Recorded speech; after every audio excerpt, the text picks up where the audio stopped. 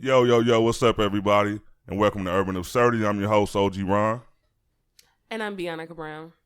And today we have a special guest in the house. Yay! What's up with it, everybody? My name is This Funny Guy, Robert Jackson, DISFUNNY, This funny guy, first time on the show, and we are about to put it down. They've already kind of alienated me. They put me like I'm the only unhealthy eater in the house. They're having personal discussions. They're peeling heads of lettuce. Sit in the corner. Head of lettuce. With your McDonald's. Yeah, salad wraps and shit. Like, those aren't the type of foods that appetize me. Gluten-free, GMO, all that. Ron has been sneezing since we brought out the vegetables. He's allergic. I like gluten in my shit. I don't like gluten-free shit. Like, I notice when you take my gluten out, like, return it. You don't notice nothing. You don't know. No, I don't. But don't just force it on me. How you know I didn't like gluten? How they know that? Because. Like if somebody like, you go get a Snicker, you expect peanuts to be in there. I went to the store one day, there was no gluten in my foods. I'm like, what happened? The Snickers with peanut butter are great. What if you get an Almond Joy with no almond? Are you going to be okay with that? I mean, you can have almonds, though, so almonds are good, though. Almonds are good? Yeah, but you'll get no chocolate. You'll get, non-dairy chocolate with no nuts. I can't live y'all lifestyle. Well, he's going vegan. I will remain a G. I'm just a vegetarian. I'm not going to. I got some ribs in the oven right now. Hey, that sounds pretty darn good. All right. Hit me up after the 24th. I was going to say, or he's transitioning. Wait a minute, this nigga got an expiration date? Come on, bro. Hey, you know what? I got to ask a question, though. Because I know she's been doing the vegetarian thing for a while. Like, how long have you been doing?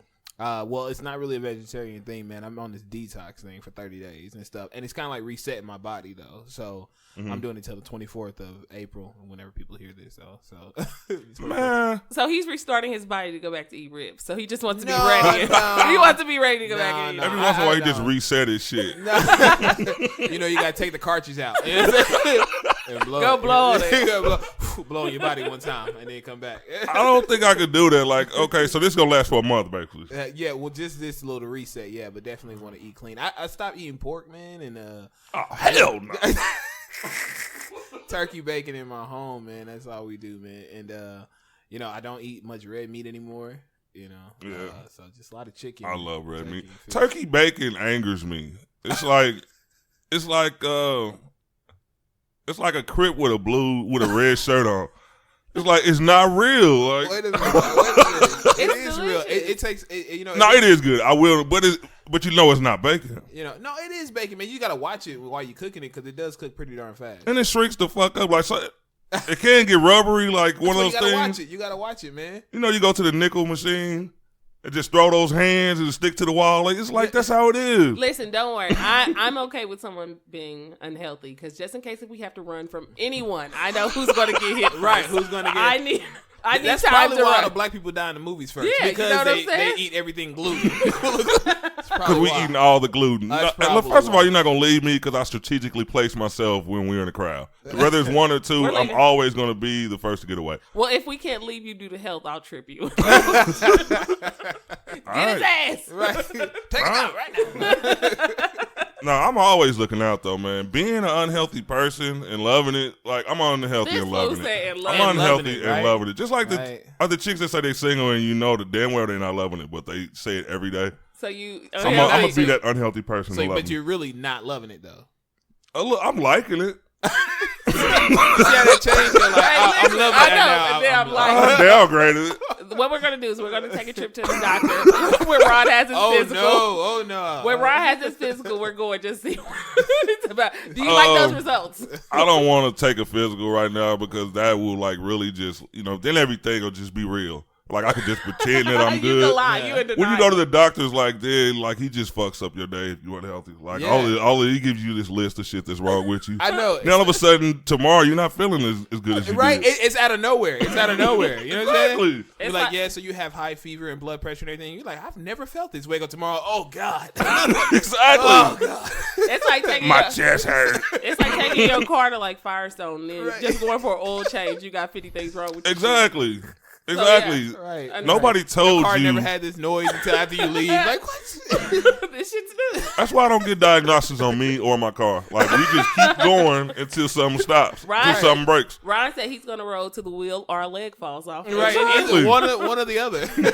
And both of them have over 100,000 miles on them. You know, And I know that wasn't right. That was not cool. you know what? For real, y'all, eat what you want to eat. I am not one. Like I said on the other podcast, I am not one to tell you what to eat. Eat whatever you want to. I'm not just. I do not. I don't judge. You eat whatever you want to. Do whatever you want to. Definitely. Live your life. Live your life. Live your life. Just live a Even life. if it's where- short.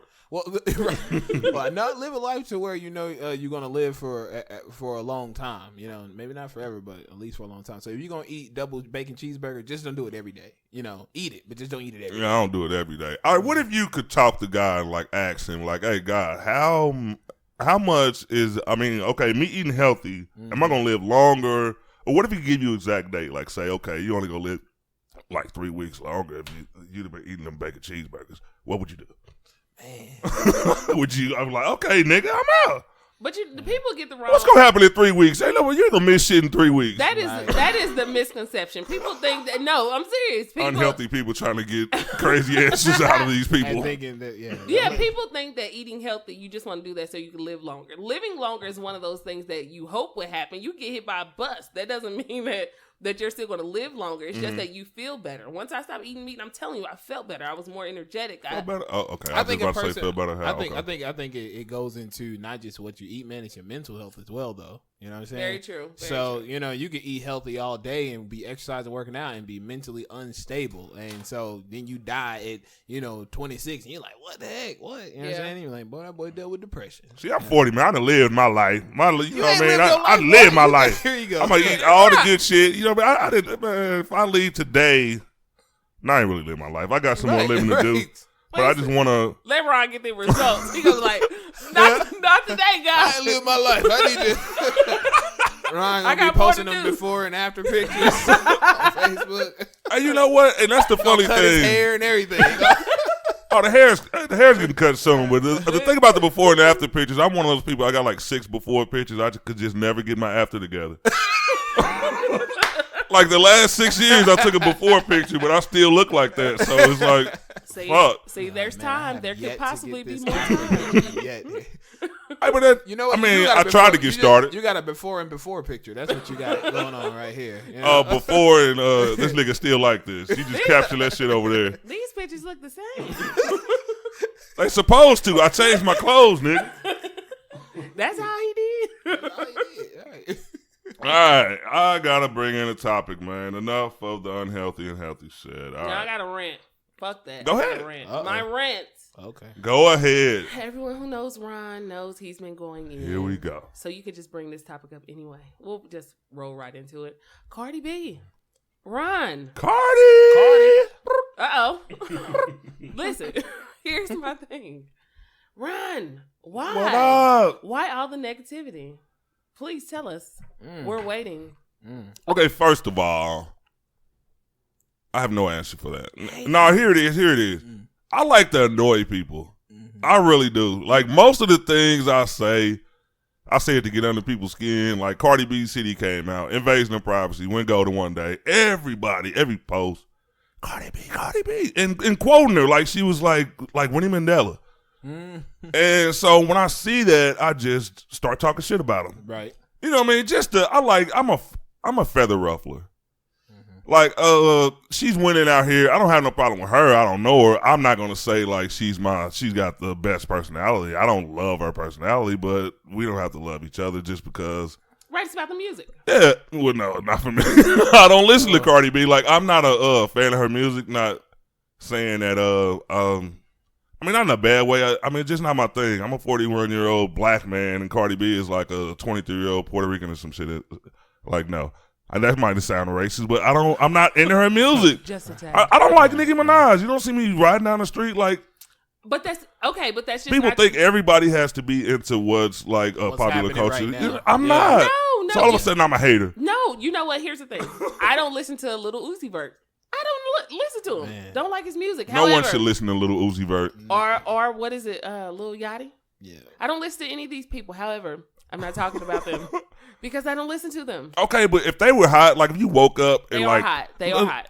Yes, I mean, hot. in certain circles, but I'm talking about worldwide, to where a 40-year-old person could get on his Facebook and like Little Yachty. No, I don't hear that. They're hot. That's plenty of people been talking about them. For instance, even Amigos. For instance, all these people who we talk about, mumble rappers who are trash.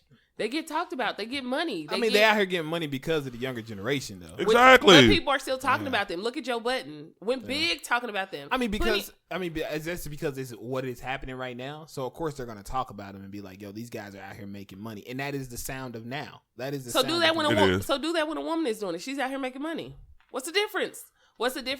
All I'm saying. I don't have a problem with making money. I'm always the person that like goes the other direction with like what's popular. Like it's just something about that. And most of the time I'm not into it anyway.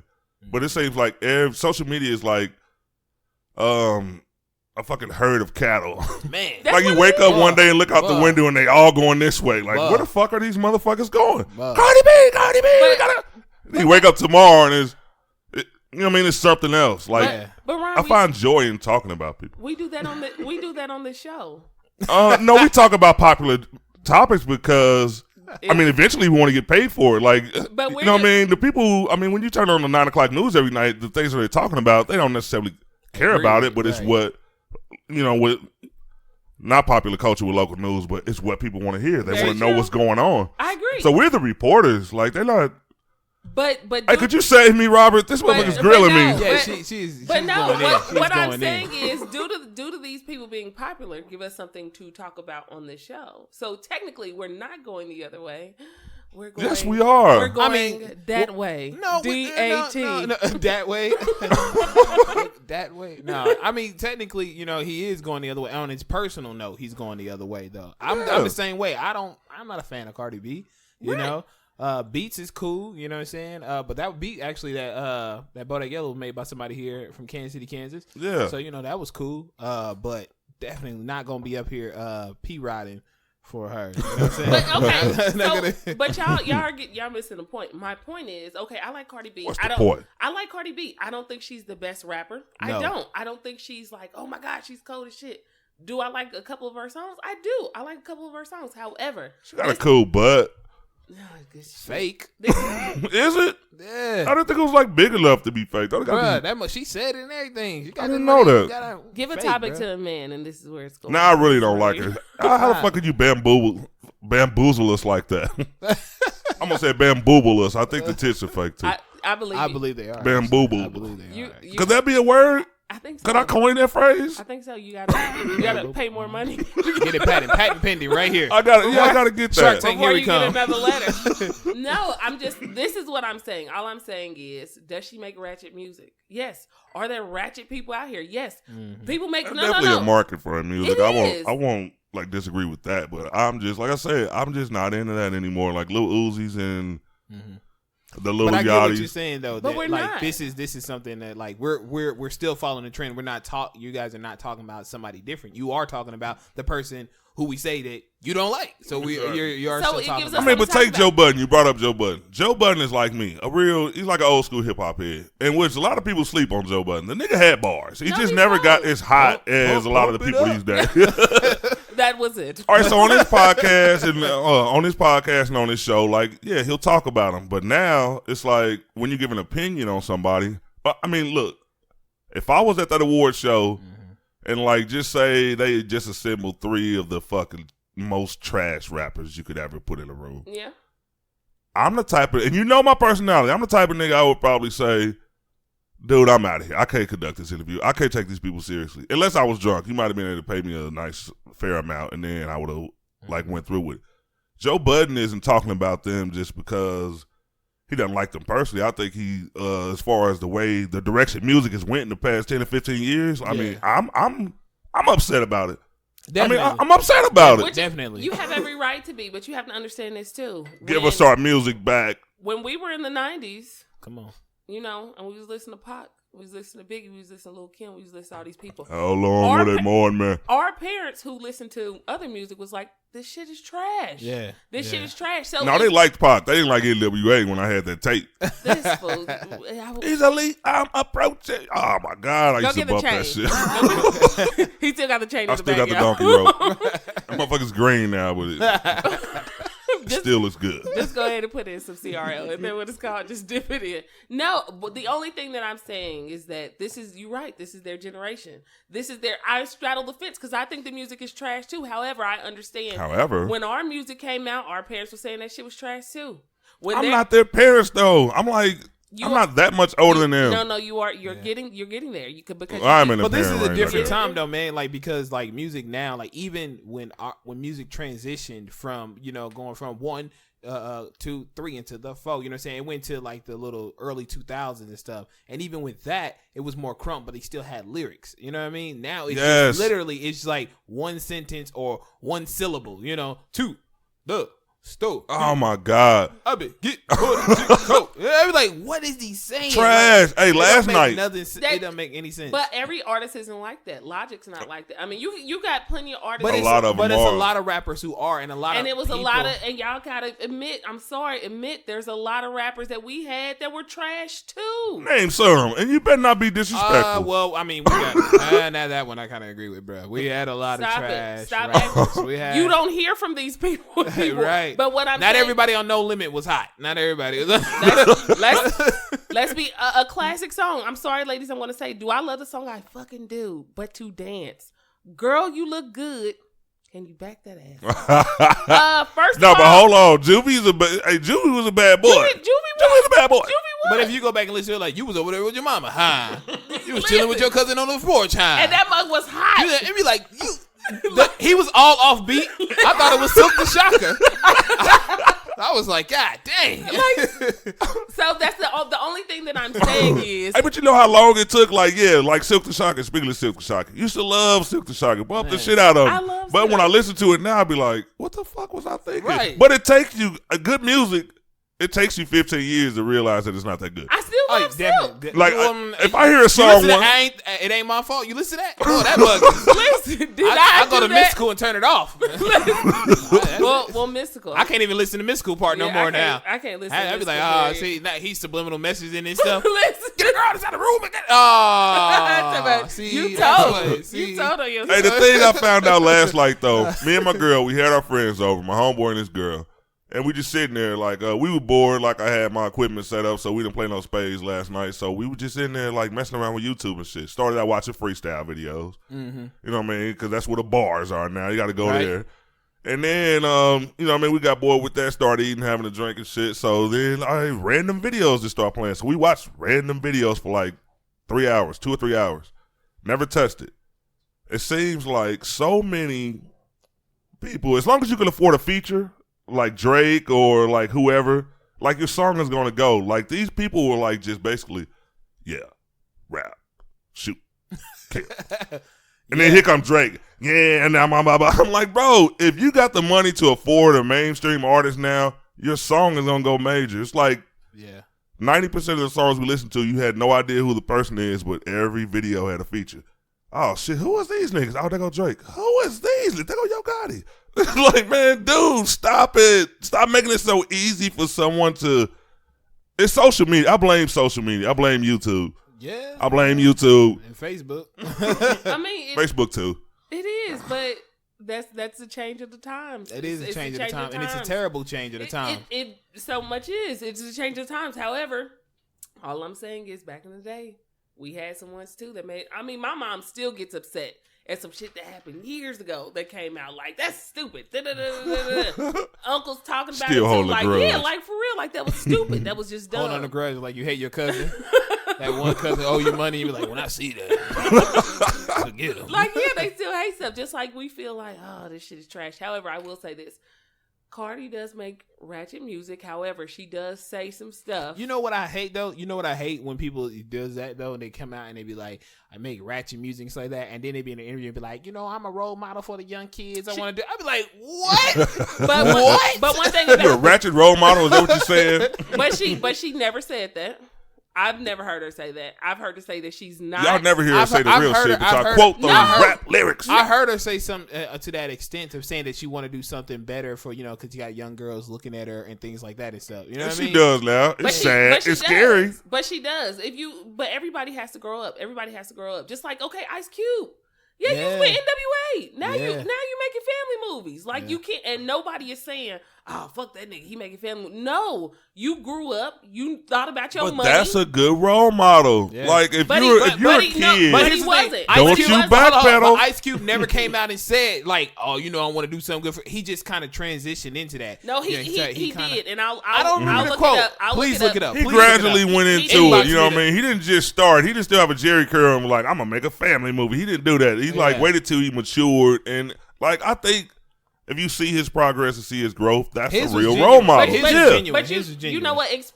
But it's black people for real. Y'all gotta. Come on. I'm being serious. You are so racist. No, I'm not. Are you talking about us? Okay. I'm saying as black people. As long as you're talking about us, it's fine. No, I'm saying because in all honesty, I mean I care, but I really don't care as much about everybody else that I do about my people. All I'm saying is when someone comes out, if she came out ratchet like and then she's like, I want to change my ways, let her change her ways. That's no different from somebody who's out here thugging, selling drugs and shit, and then they turn around and they say, I don't want to do that anymore. Hold on now, you walking a thin line, nigga. No. Hold on. I'm ready. No, but what I'm saying about that is that okay, you come out, you say you want to change your ways. That's fine. That's cool. But I guess I'm not looking for you to be like out here, Will Smith in it or nothing like that. But you know what I mean? But just kind of setting some type of different example, I guess. You know what I mean? Like even with dressing a certain way. You know what I'm saying? I'm not telling you come out here with no nun dress on, but just carry yourself a little differently. But everybody's journey is different. Just because you're Cardi's journey was definitely different. She started out naked. Yeah. Which is true. She put more clothes on. I think she went in the studio naked. I think she recorded her first album naked. Right. She did. And Didn't they say that somewhere? And I'm pretty sure black men supported that money for her to get there. So, in saying that. But little girls looking at you like, shit, I want to be just like Cardi B. Let me check out her backstory. Ooh, she stripped first. I don't think that's the best role model. I don't know, because some people are highly influenced. You got the Beehive, and these people worship her. Oh, my God. You know what I'm saying? But you know what? You're not in that position. Like, somebody could say, well, somebody who's at that age could be like, yeah, I started off stripping or I'm stripping now, but I could be something else. If I am not in that position, I wasn't raised the way that other people were raised or a lot of other people. Cardi B's been in a lot of positions. All right, let me add this. Let me add this. This is one of the things I'm saying because of the success of Cardi B's new CD. You will not get that off. Hey. You will not get that off with the incense booming in here when I walk in. You will not. Hey. Who else has? Look, not only are the older generation hating, but Nicki Minaj fans are hating. For the past week since the success of Cardi B's album, all of the, what do they call them, the Barbs or some shit like that? Yeah, Barbs. Like now she started beef with them. What do you think about that? Like now you have a female rapper who's been through what she's going through now, and now it seems like they're about to go with each other. Cardi B? Cardi B came out and said that she ain't got no beef with Nicki though. And Nicki said the same thing. People are trying to make something there. Right. Is that what it is? You know what I'm saying? Yeah, right. Definitely. I mean, that's like when people try to make some of our old school, Eve and Trina, to make them beef, and they're like, "There's nothing going on." I be wanting to see a fight sometime. Like, and because society has women against each other all the time. Yeah, especially all black the women. time. Black women all the time. Like these two people. Yeah, but these are black women that's backing up Nicki Minaj going at another. What is her race? What is Cardi B? I think she's like a. I think she got the same name as Snoop Dogg, don't she? Like look it up on your spectrum. Cordoza? Her name Cordoza Brown? What is she? What is it? Bacalise? Bacala? I don't know. What? Yeah, I'm trying to think of her name. All right, hold on. Nicki Minaj got the Barbs. Beyonce got the Beehive. The Beehive. And Cardi B got the strippers. I don't know. Is that right? I don't know. Never mind. I tell you what she got. She got a gold album. She does. Congrats, Cardi. Congrats. Hey, congrats to your baby too. Sorry, congrats again. to your baby. I heard both of them were pregnant too. All right. Now I haven't heard Nicki. I've seen pictures of Nicki on TMZ. It's like the last couple of pictures. No, the clothes she was wearing looked like maternity gear. Listen, Robbie talking about this. He one of the people who It started does. No, if you go on TMZ right now, I can pull up the pictures on my laptop. Okay, I want to look. Like they show her coming through an airport. I guess she went on hiatus. She like hasn't been seen for like a long time. That's like them pictures that came out about Janet Jackson and stuff. Like she was big, but they actually wasn't real. So I don't know. At that time, he said, Janet Jackson. Janet Jackson got that Luther Vandross syndrome. You know what? It's up and down. She's still fine though. Shout out to Janet. Ooh, shit, Janet. She's a billionaire now. She's like $500 million. She robbed that boy. Hey, get that boy. Right? You know what I'm saying? Her last name Jackson like mine, so she know how to do it. She know how to do it. I was just about to get on. I got to squeeze in another topic since we were just talking about social media and people being mad at artists like Lil Uzi and all that shit. Last week, we had a YouTube shooter. I was at work. I saw like the headlines and shit. I go in the break room, was like active shooter at YouTube headquarters. I'm like, what the fuck? Yeah, I heard about it. At YouTube, who the fuck shoots up YouTube? Now this is probably somebody. It was probably an artist who got pissed about these young people and she couldn't make it. 38-year-old Nassim Agdam. I think I said it right. Opened fire at YouTube headquarters this week, injuring 3 people, and then she offed herself. But the post that she made on social media prior were to the effect of YouTube put age restrictions on her videos and put a cap on her views. So now not only are these youngsters bringing, I'm not going to blame it on them, but I guess it's like she basically felt she couldn't win. Like with the YouTube views and stuff like that. Like I would never go that route. Like you would never see me pull up at Facebook, even though I did say about a You said a lot of shit. I was locked out of my page for like 5 weeks, and I did mention to Bionica that I was going to fly out to Facebook headquarters, but I was not going to have a gun on me. It's so. You would have still went down. I would have went down there, just knocked on the door, see if Zuck came. No, you know what I mean? You still would have been shot. It didn't matter. They would have played it. Right. I mean, but what you feel about that? Isn't that like the weirdest story ever? Like it is. It's very dumb, man. Honestly, I mean, God rest all the people who died. You know what I'm saying? Like that's very sad and stuff. And then she offed herself, man. But social media got a strong power over people's brains, man. Like this is really crazy. Does. So if she offed herself just because of cap and the age restriction, I mean, if you weren't trying to put porn up there, what you tripping about? What you tripping for? She was making claims. I mean, things that everybody goes through. Like, first of all, she was like, as far as like the storage space or whatever, the video length that she could post. Mm-hmm. Oh, you won't let me put my whole video up, or like I don't understand the age. What was her name? What was her name again? Nasir. What'd you say? Nasir Agdam. Nasir. And I actually heard it on the news, so I think I'm saying it right. I feel like that dude is like, leave Britney alone. Leave Nasir alone, YouTube. Leave her alone. Why y'all picking on her? Stop. If a motherfucker show up to your job, to the headquarters with a pistol, like, y'all doing people wrong. Look, I am like, what cap space do you need, okay? Your video length can be 5 hours long. I don't care, okay? But they won't answer you, though. This is the thing. Like, most companies, like, not that aren't based on the internet, they have to go by certain regulations and guidelines. Like, you can't have people supporting your service and not, like, have customer service. But as far as social media, it's like, just like you said, they got everybody's brains.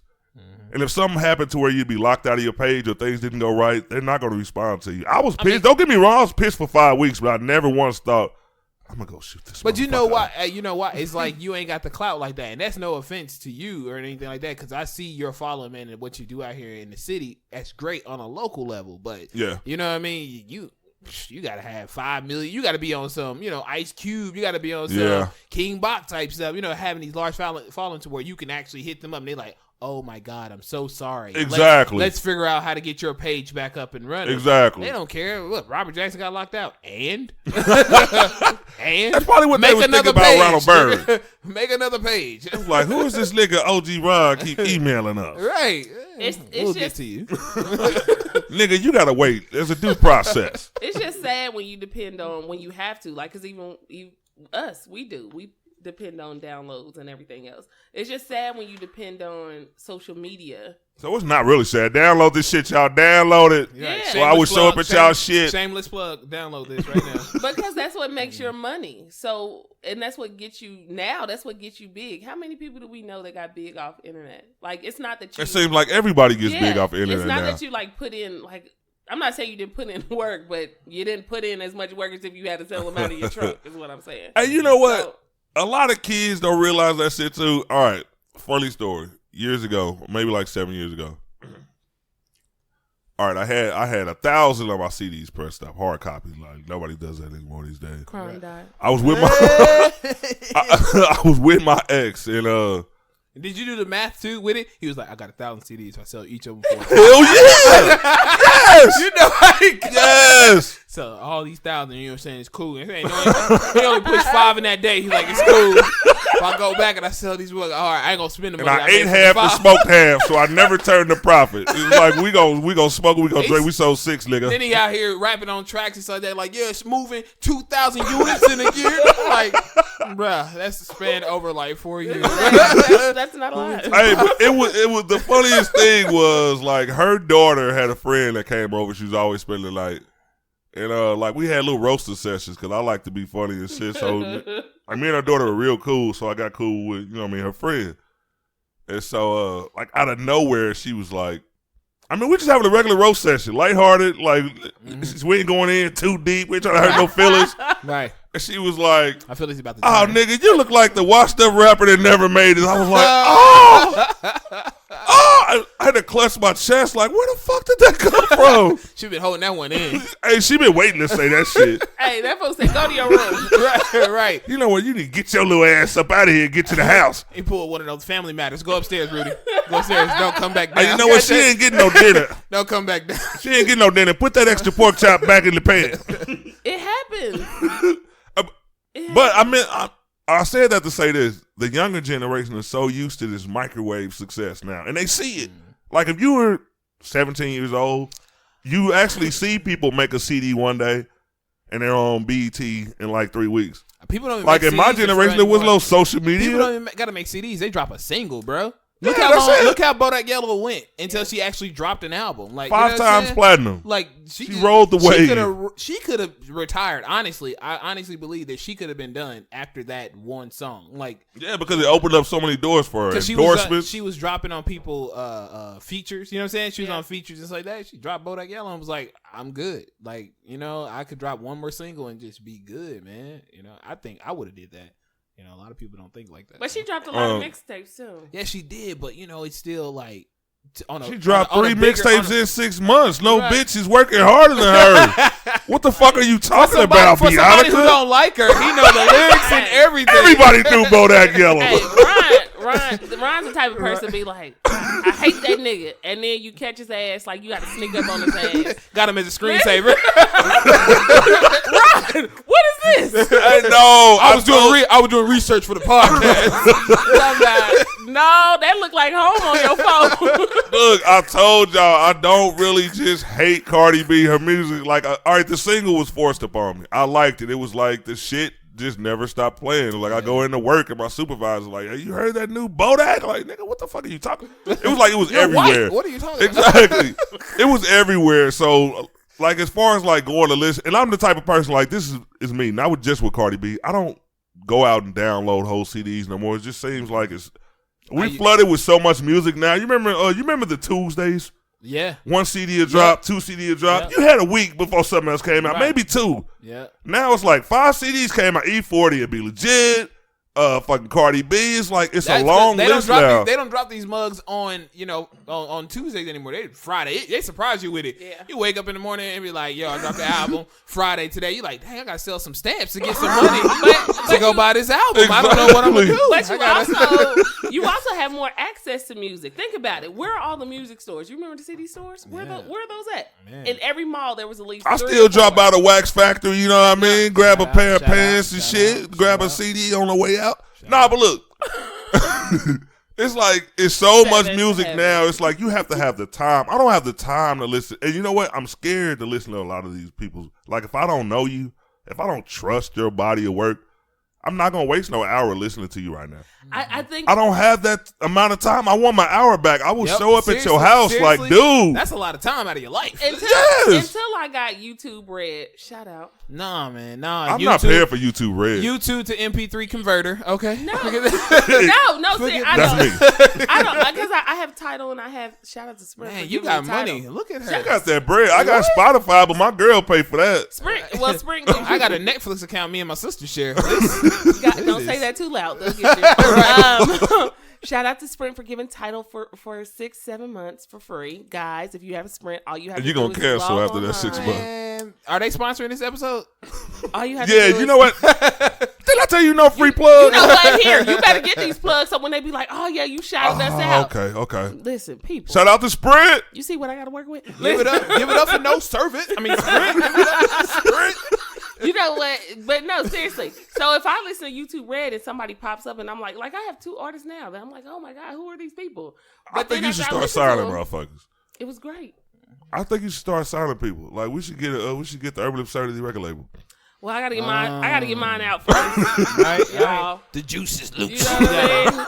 But it ain't no struggle over here. Y'all already know what it is. But yeah, so that's how you that's how you pop up on people who don't really get radio play. You find people and you find good artists, and you're like, damn, why don't you get as much play as like this trash shit that's on the You know radio? what? I kind of can't stand you. You always get a perfect answer. Nobody else Right. thinks like you. I wish they Good did. answer. Nobody searches the internet for new artists. Well- Nobody looks for talent anymore. It's just I like don't know. these are the people you should listen to. Listen to them. These are the people who go shove down your throat. Listen to us. I do that. Nobody else like really just kind of search and say, okay, this is mainstream. This is what they're pushing. Of course, it's a machine behind them. Yeah. Let me look for somebody like my boy Big Mike. He sent me a link the other day, and it was this dude. He was singing. I can't think of his name, but the nigga's voice is like. This shit about to sound hella gay, but the nigga's voice was beautiful. We had to pause. Pause. I don't know about I swear to God, I think this Had to dude think should be about it for a signed. second. Like, how in the fuck is this nigga not a millionaire? Like, he was singing some hood shit, don't get me wrong, but it was just like everything about it was great. But that was the answer right there. He was just singing hood stuff right there. Man, it was kind of like an RIP song. But it's some shit that, like, when you turn the radio on, you should be hearing this man. I mean, But they don't get the chances. They don't get those shots. Nah, man. I mean, you got to keep pushing, man, at a different way, man. Mike Jones did it, still tipping for 4 years before he got his first, you know what I'm saying, record deal and stuff. So, I mean, you got to. Yeah, there was this song that I heard that was just on Facebook, and dude was doing it like somebody was recording him off a phone, and he was singing this song. And next thing I know, I went to YouTube Red because I listen to it when I'm at work, and his song was like on there, like it popped up, like listen to this, and I'm thinking, like, I mean, damn. They tell you listen to this on there? Yeah, they'll pop up like suggestions, like if you listen to something, then they'll just push you. And I don't know if they do it. I don't know how YouTube works. I don't know if they do it like by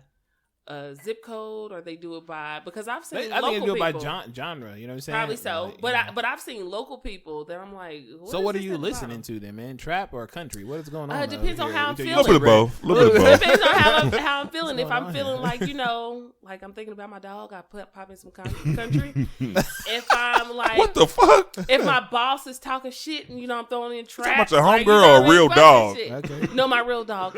Shout out to my puppies.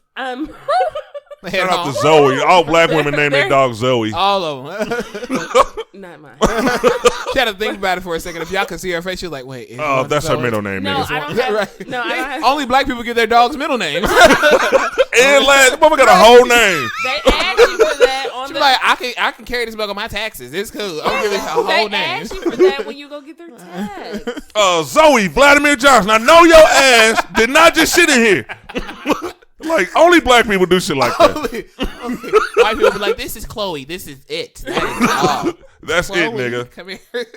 She's like Cher, just one name. But Chloe got a whole closet full of clothes. Right. Black people find that one onesie. Zoe, look, she rhymed. Chloe. Zoe done got bigger than wearing the baby's 0 to 9 month old onesie. Talk about, look at my baby in his royal shirt. Hey, we see y'all out here giving your son's clothes to the kids. Oh my God. I can't stand Making dogs. extra holes in the shirt. Shit for the tail. Right. All right, I got to talk about a topic. Let's shift gears here. Trying to carry your dog in a backpack instead of a bag.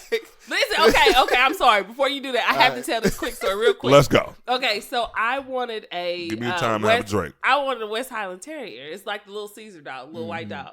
So my mom is like, oh, I know she really want a dog. So she stops by. She went to go... Her and my brother went somewhere, and then they stopped because this lady was selling puppies, and she was selling these like little black little puppies, and so she stopped, and the lady talked her into getting one. She was selling for like $200. She got it for, I think she got it for. Told her she wanted it for like $150, and it was like a pug. This is what the lady. A pug? It was a pug, and I was okay with that. Black people get pugs? It was like a miniature. I'll have to get out like. Tell you what that was a pit bull with a lace fur on. Listen. Hey, for That's real. all that was. For real. Okay, so listen. So I get this dog, and my mom was like, "Oh yeah," she said it's not supposed to grow to a certain size. Shout out to my mama. I know she gonna laugh when she listens to this, but she's like, "It's not supposed to get that big." So I'm like, "Cool." Got a bag for my puppy and everything. Like 2 months go by, and I'm noticing my dog is not fitting in this bag. His legs.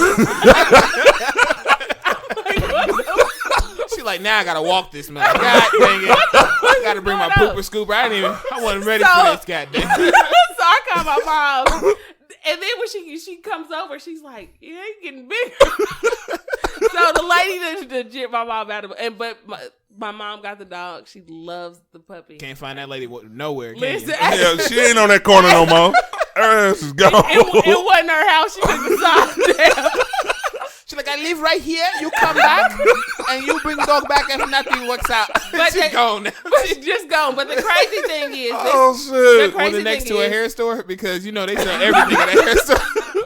I don't know. Oh, shit, my stomach My hurt. mom just called me when she was at work. But however, I do still love the dog. My mom definitely loves the dog. The dog protects my son like anybody. Like when it's big dogs, like my That motherfucker was not miniature for only 2 weeks. but the dog just last week was about to take an ass whoop for my son with this other dog. So shout out to the puppy dog. She didn't got that dog done got big. Look, Oh my God. You a vegetarian, but the dog is not, huh? The dog got way too big. What would you feeding this dog? With my mama, the dog eat better than me. I'm like, Trying to jam it in the bag. my Hold mom. on, this shit ain't working. Like, give me one of the Glad bags. We'll cut out the top. All right? Don't tighten the top. It's all right.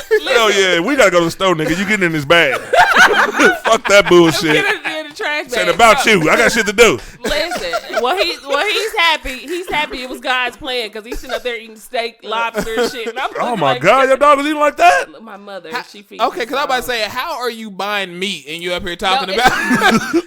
Exactly, and then giving it to the dog. Right. I just said I'm a vegetarian, but you want some lobster? Here you go. See, Here you go, Black Zoe. people. Here you go, Zoe. See, ladies, this how Only you. black people would do that. Who the fuck feed their dog seafood? See, ladies, this is no white What people. the fuck? White people do it too. But see, ladies, this is how you know men don't listen. Because I said my mom took the dog. I know, we just ragging you. Listen, no, you're not. Listen, black men don't listen. What you got to do is you got to say something about what do you like? Football. Yeah. Basketball. The Chiefs. You got to kind of lie to them. You got a what? Especially Right. about the Chiefs. They're going to win, baby. He'll listen to anything. Oh, we winning, baby. This our year. Oh, no. I ain't going to agree with that. I am not agreeing with this one. Hey, look, I say this our year every year because eventually when I say it, I'm like, I told your ass, nigga. This is going to be the year that you go to the hospital and you get your checkup and the doctor say you need your turn things around. That will be the year. That will be. I'm sorry. We're like, nigga, you got 8 months. I'm acting like I ain't even here.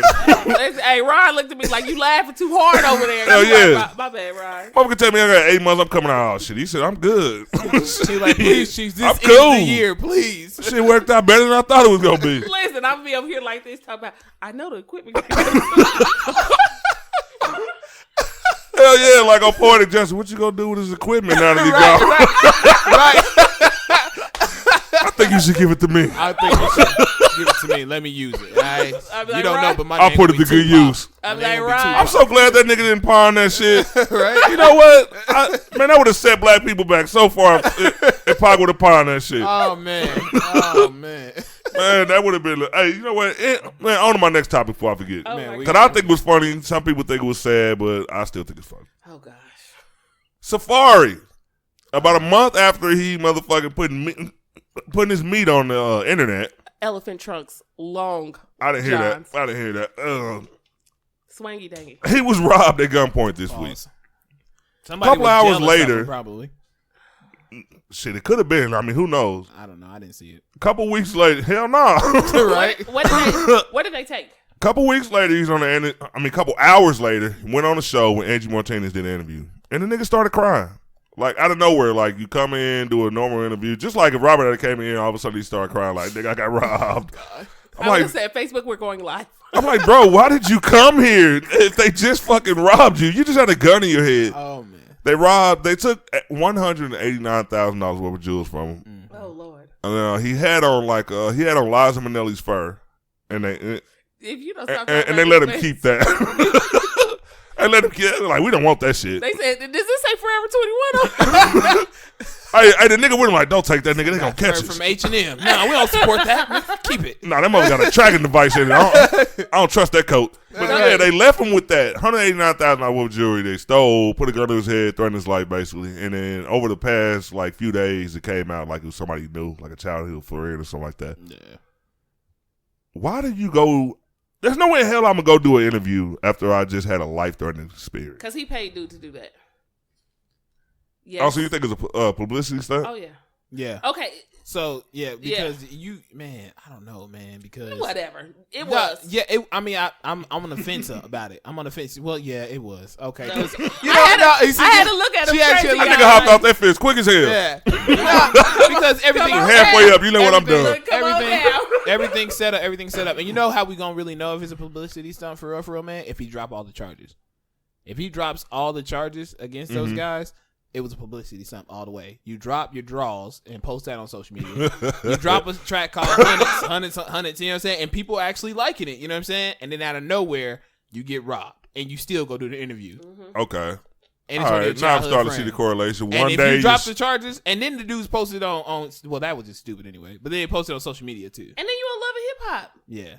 What a great storyline for what is he Love and Hip Hop? What? Which everything, all of them. He's on New York now. He was on. I was about to say which country. I ain't watched it in a minute. Love and Hip Hop Africa. Right. Love and Hip Hop Wakanda. T'Challa. Well, with the size of that thing, he could have been. All right, we're gonna let you have this segment. Thank right? you. You know what? We about to walk off. Turn on the music. Welcome to Bianca's 5 minutes. But you know what? The only thing I could do, give you some music. Say if I was in this position, say if I was in Safari's position, which is not a bad position, you know what I mean? He got a lot of producer credits, you know what I mean? He's an artist as well. There's no way. I mean, if I did do publicity stunts, I couldn't go on a show and cry. You judge for that. No. Like, if you see me on a show crying, nigga, why did you go there? And I mean, I don't get it. I heard this earlier this week, man, on the Breakfast Club, man, and how they were talking about celebrities actually plant stories and stuff. So all he got to do is never come out and say it was a publicity stunt. So people will never judge him. That makes it even worse though. You cried, nigga. People will never judge him. People will never judge him. They'll be like, "Yo, man, I agree with you, boy. If it was me, I do the same thing." You know, so. I want to see the nigga that goes say, "Nigga, you know what? It's okay." Actually, since you cried, come here, nigga. Give me a. If you want to talk about anything, you can just reach me at my Twitter page. Here we go, and we'll cry together. You can talk about your life, what's going on. I don't even want to stay. You ain't gonna really be listening to that nigga. You ain't gonna be listening. What are you talking about? DM me that picture exclusively. Listen, after it happens, I want you to go ahead and come on the podcast. you can bring that squirrel fur and come on in. I just picture him the little feet hanging up.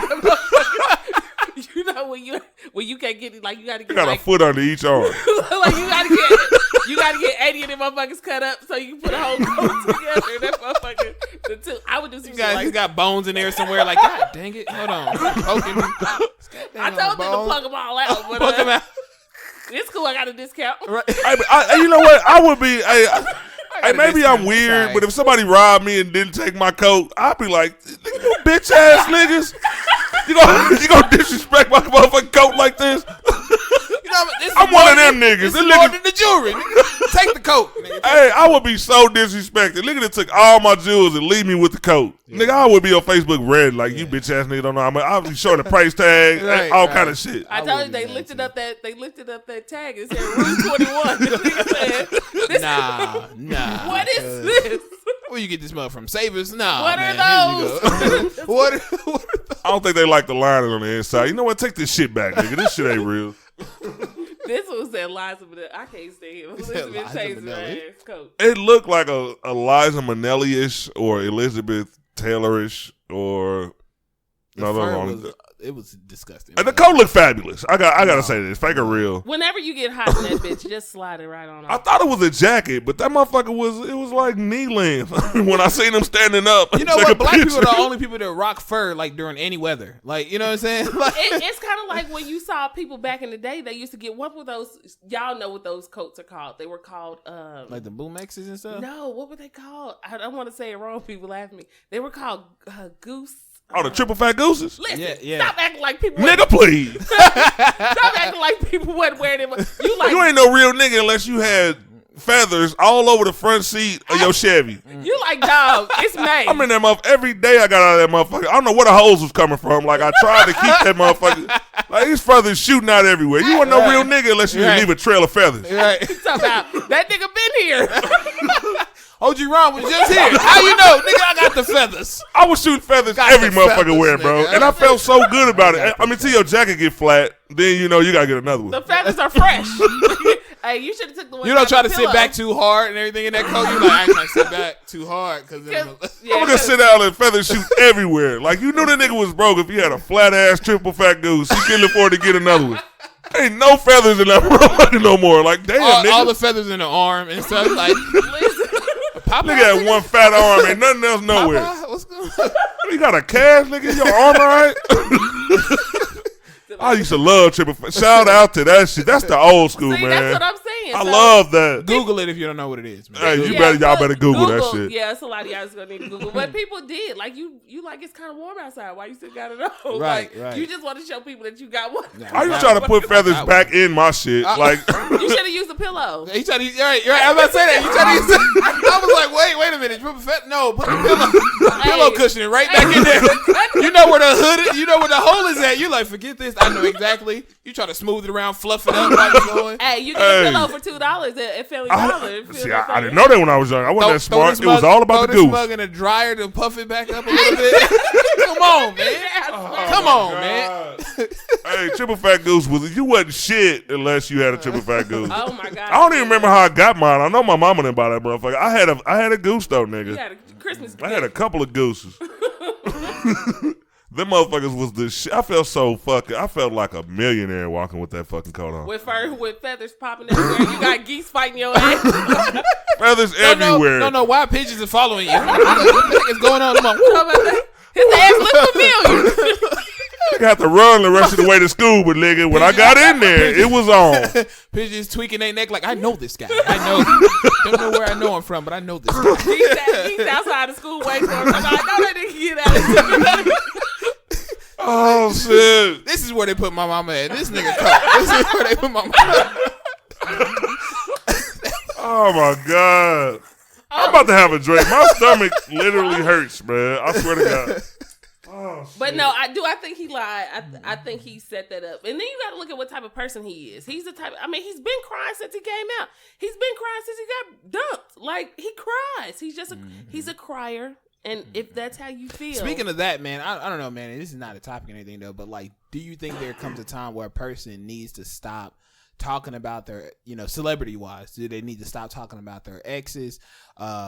Do you think there's a time where they got to stop doing that? Because Vivica A. Fox, she came out with a book, and she's like, 50 Cent's in there now. She's talking about him again. And, 50's like, yo, like, you still talk about me? Like, yo, like, do you think there's a time where they should just stop? Or do you think these people are doing it for attention? Because, they're not getting it like that. I think there's a time when everyone needs to stop talking about their exes. Okay, black ladies out there. Come on now.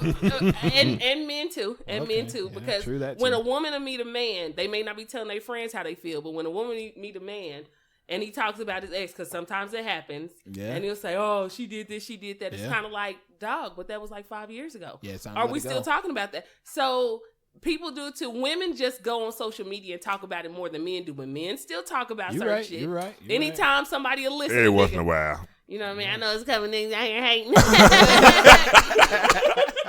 I think the hardest thing for a nigga to do, and I think this is what 50 fucked up, is one of the hardest things for a man to do is not to put it all the way in. If you didn't love her, don't put it all the way in. Fellas. That nigga put it all the way in. Like, you know how you got it all the way in and you like try to force more? I think he was doing that. You know what I mean? Oh, so you think he went deep? He put it all the way in. No rubber. He just put it all. I don't think so. If you don't like her, don't go more than 51%. I don't think so. You know why it's not that? Maybe you need to. You know 49%. You mean, brother? Don't go 49. I get her lipstick and paint a line on my shit. If I don't see that line no more, I know I'm in too deep. I doubt it. You can't go all the way in on these chicks, I doubt man. That's true. 10 years later, and she's still talking about the man's but sex? she's the only ex that's talking about him. If it's a dude that's out here and all Maybe the the other side non-disclosure. Listen, no. If it's a dude that's out here that all the exes is talking about him, message me who they are. I would like to know, I would like to know names. Give me other details. But if it's a dude that's out here and all the exes are talking about, and then you like, yeah, I'm a woman. I've had these conversations. You like that? Yeah.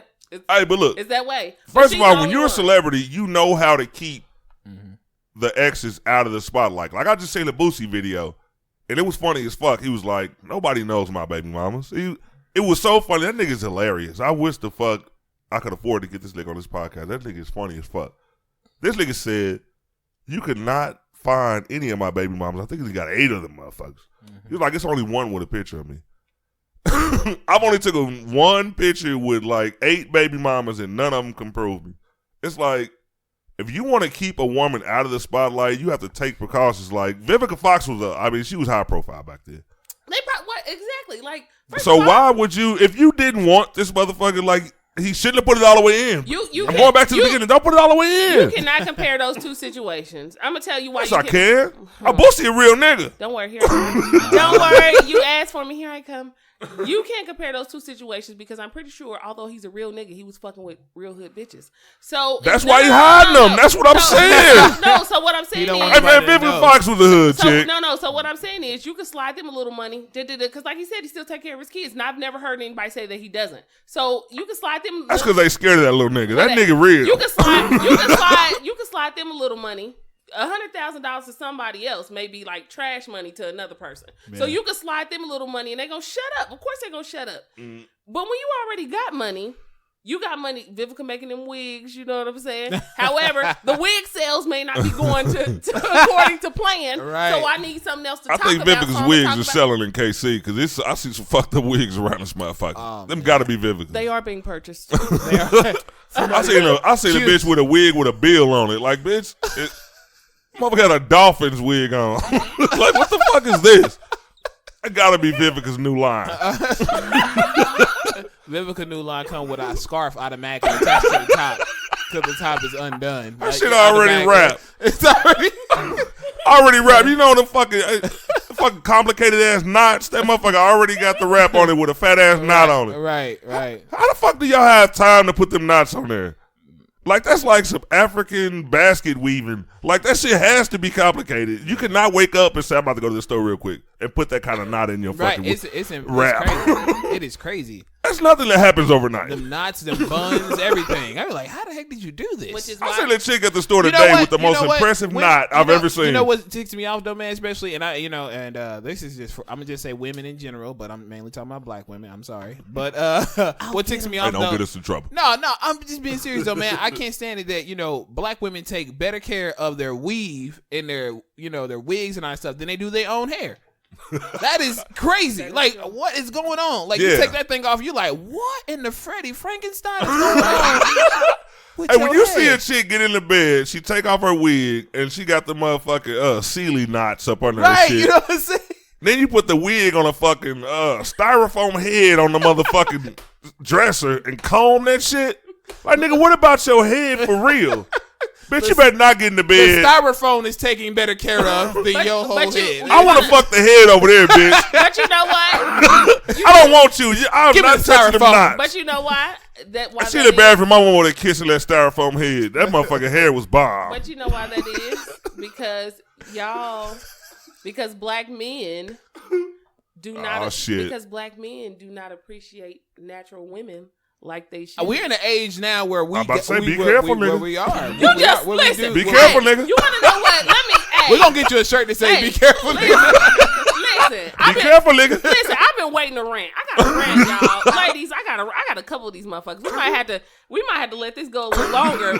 Our guests may have to leave, but we might let them keep this. We're gonna hold this nigga hostage, man. This shit is good. This nigga has been one of the best guests. I like your energy, bro. I really appreciate you for coming over there. We got to have your ass back too. Yeah, definitely. First rant. Cortez. Yeah, whoa. That's my best friend, so let's go. I gotta defend my dude. I gotta defend my dude. What's up?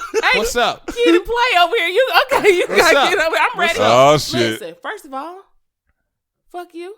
You got a party going on, didn't try to tell me, and I know you listening to it too. You got a party going on and didn't tell me? Oh, yeah. I thought he was better than that. Oh, that nigga gonna be in the comments going in on your ass. He do it every show. Listen, obviously not, but I'm ready. You know, so you gonna get on my phone? So you gonna sit right here next to me and get on my phone? That's what you gonna do? Listen, what you're not gonna do is talk like Denzel Washington. What you're not gonna do is talk like Denzel Washington and think this show is about to keep going. Shut this shit down right now. This nigga gonna have your ass watching Charles at Pelican Bay today. I'll be like, Ron, I can't do the show. This nigga got my stomach hurting. I only use Tide. I want you to make sure you use Tide Pods. That's what I need you to do. I'll be like, Ron, I can't come to the show today. I gotta go get some Tide Pods. Denzel told me. Ron will be like, that nigga's not Denzel. Every day I'm calling her. She was like, hello, who is it? Is this? I'm like, this Robert. Like, Robert, I mean Denzel. That's what I meant to say. Girl, I gotta call you back, Denzel. Oh, shit. I thought it was Robert, but it was Denzel. You know I gotta answer them calls. No, okay, no, my rant. That's all, Cortez. My God. No, seriously, my real rant is, I have a friend who's on Facebook, right? Oh, shit. And this friend has, with most people, you know, you get older and you start making different changes in your life. I hate when people forget how they were back. You know, Cardi B. What I'm saying is, I'm not saying. I'm just playing. I'm not saying you can't improve. However, what I'm saying is, before you go off giving this fucking advice, like dudes like to say, when they get married, they're like, oh, ladies, this is how you'll find a man. Fuck you. You was trash just a couple years ago. Like, when you know what I'm saying? Damn. Like, when you decide to, and I'm not saying don't improve. Elevate. That's what you're supposed to do. However, don't go off trying to become a poet and shit, trying to be a motivational speaker. I'm not saying don't learn from that. I'm not saying don't learn from that. I think what people make the problem is, and I'm not trying to cut you off, I'm sorry, but I think what people make the problem with that is that this is on the individual side, so not on your part, but social media, again, you paint a picture. 6 years you've been, hoeing out here doing whatever you doing and say that, and out of nowhere you get married. Then 2 months later you're like, "This is what you got to do to keep somebody." So I'm like, build up to it. Build up to it. Wait a minute. You know what I'm saying? Too soon, bitch. Say like, you know what I'm saying? It's way too soon. Right? Build up to this. Like, just let me know first. Like, I'm done hoeing. Okay, I'm ready now for the transition. I'm ready. Let's go. All right. You know what I'm saying? Ready for the new inspirational postings. You know what I'm saying? Like, just last week, you was up here at Club Bacala. You know what I'm saying? And you were throwing hundreds. You know? And you was at Boulevard Nights, the hood rap command center. Right. You know what I'm saying? I was there with you, bro. And so then you get married and something, you're like, this is what you got to do to keep your woman happy. Like, nigga, wait a minute. Hold on. Like, okay, so you get, and that's my point. That's the only point. It may have come out wrong, but that's my only point. My only point is, I'm not saying don't grow, don't elevate, don't do whatever. Do that. However, don't be thinking like you the best person to come to tell everybody what to do. Yeah, man. If you got a couple, that goes for men and women. No, like, I'm saying that too. Even, but I see a lot of men who say, because men be like, oh, women want to get married. Women want to get married. No, correction. Women want to get married to a good man. It's easy to get married. I agree. It's easy to get married. People act like it's not, like when people be like single bitches. It's too easy to get married because one thing I always see is, all right, I put it out there. I mean, it's not like it's no secret. I got married in the streets. I'm a hood nigga. I'm a dog. I really just hate when females be like, 2 weeks. So you was at the altar with the streets? Like, I'm married to the game, nigga. I'm married to the game. Xbox or PS4? Like, I just hate to see women say like so close to like, okay, you just cut off. Like 2 or 3 weeks ago, you was like, you know what? I'm sick of this shit. I'm about to find me a nigga. I'm about to change my shit. Then about a week later, you say, I hate when niggas judge me off my past. Bitch, that was this month. That was still this month. You didn't even wait till the next fucking month. These niggas judging me off my past. Don't judge no. Judging me off my past don't got nothing to do with my future, bitch. That was last Thursday. Right. I just saw you. Let go of the past. Okay? You was just grinding on me. You still holding on. But I'm gonna hold on. I'm gonna give you 6 months. You go 6 months. Hey, you know what? That's like I'll forgive you for that. That's like social media, man. It's just crazy. We crazy on that. I mean, it's just crazy. People get on there, man, and they got negative spirits, man. They just get on there and they just talking about, if a chick want to ride up on me, look here, me and my squad ready. We ready. All right, Tiffany, just calm down. Like, and then, like you said, they turn around and say, like, people on childish games. Like, you was about to fight somebody yesterday. And now you're like, now you're talking about, like, nah, everybody childish. It's time to grow up. Trying to quote Bible scriptures and everything. What up with the child? Exactly. Exactly. And then people want to look at you in a negative way because, like, I crack a lot of jokes. A lot of the jokes I motherfucking crack, they might touch the heart. You know what I mean? Because I keep it real in a joke. But they'll look at me like, oh, you're a negative person. Like, dude, all this shit is fictional. Like, I could wake up and do some hood rash. One thing people don't notice. But one thing people don't know, like, I could do some ghetto shit one day and make a story out of it and put it on Facebook. And people say I talk about them like, no, nigga, I did that shit. Mm-hmm. Yeah. That's what I did. But that's us. I'm not above cracking on myself. We do that. You know what I mean? But people say, oh, you always so negative. Like, dude, this is shit that people do every day. And I get blocked on motherfucking, oh, these niggas want a motherfucker. No, I didn't see your post. I was at work. I pulled out my phone, thought of something funny that I did. Because that's what I do. I got a lot of time to think about some shit. I can say, shit. Damn, I went and got that motherfucking chewy-ass chicken, that chewy-ass crispy crunchy chicken from the gas station. Yeah. And make a joke about it. Mm-hmm. But now, I made a crispy crunchy chicken stat about 2 days ago. This nigga talking about me. Yeah. No, motherfucker. I'm not negative. I'm just motherfucking saying shit that we all do. Ron. We all do it. And I agree with that. Come on. I'm with it. Come on. I agree with that because I know you. That's why I agree with that. For people who don't know you, you do say a lot of negative things about females. And I say a lot of true things about females in their negative ways. But you don't say any true positive things about females too, which makes people think like, who the fuck is this? I do when I'm talking about my girl. So that's about it. So I mean, you got to spread it out, bro. You know what I'm saying? You got to spread it out. You know what I'm saying? Listen, and get on the guys. I might not spread the mayo evenly all the time. I'm gonna be like, in 2010, Ron wrote a positive post about women. That's all we got. No. I have made positive posts, but this is the thing. When I get on social media, and that's why the fuck, like, yes, I was locked out of Facebook. I did not go down there and with a water gun and spray or get everybody wet. Please, thank you for clarifying. They will pull this podcast and be like, Mr. OG Ron, is it OG Ron? Og Ron. Og, right? Og, is it Og? Mr. Og, how's it going? I'd have been on the phone with people and they motherfucking say my email back. Is it Og Ron 1977? OG Ron, nigga. Who the fuck? Nigga, I'm who banging. I'm gonna be like, how long y'all giving them? Because the equipment is still available. I just want to keep shit rolling. Hey, but just like you said though, I would log on to Facebook Robert, and see so many negative posts. It's like I go with the vibe of Facebook some days. Mm. Like some days you wake up and like, all right, I gotta wake up and quick. I'm I'm going to work. Like I don't have time to like you know what I mean, get out, see some beautiful shit. Like I'm a worker. So I get up and go to work. So sometimes Facebook like determines my mood or determines my jokes. And I only see negativity and I talk shit about it.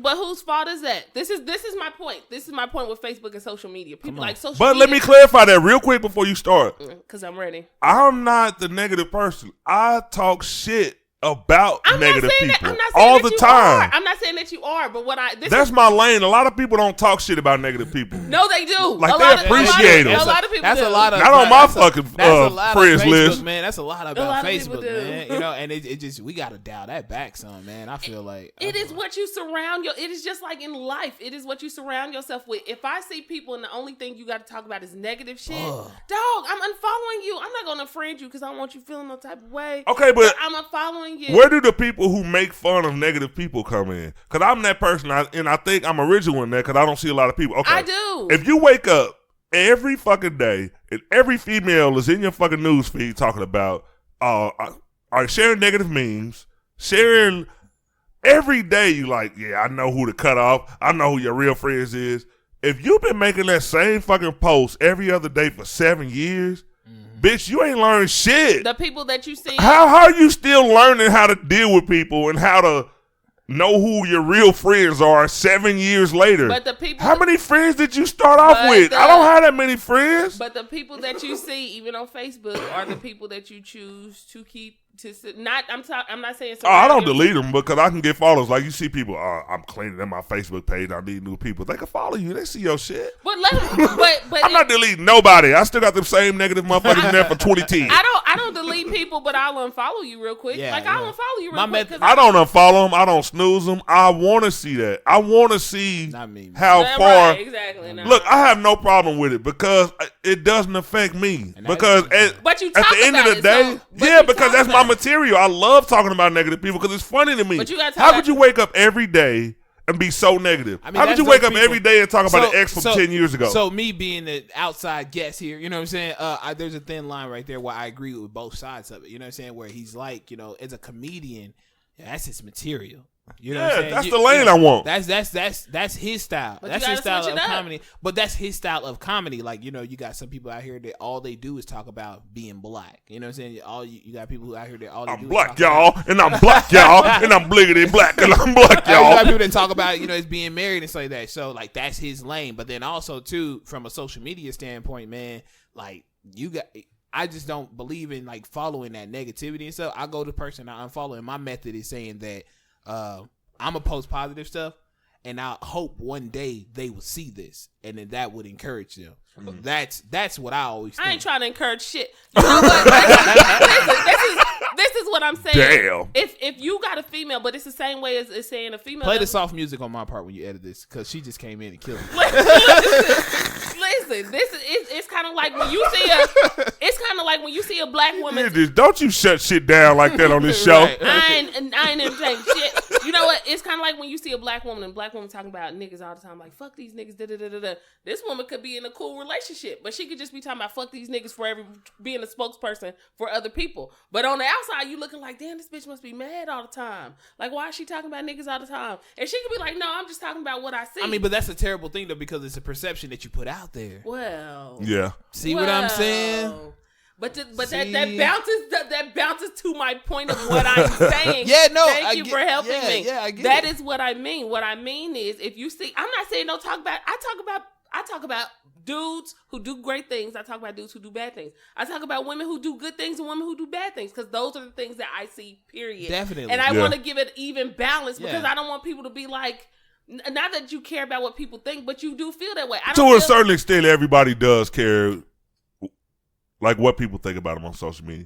I'm just one of them people, like, people don't understand me. Man, like, I know so many people, like, everybody, even when Robert leaves here today, like, we have our little talk afterwards, saying this nigga gonna scamper out because he gotta go to the party. But everybody who meets me, they always say, damn, nigga, you know what I mean? You cool. Like, from reading your post, I thought you was this.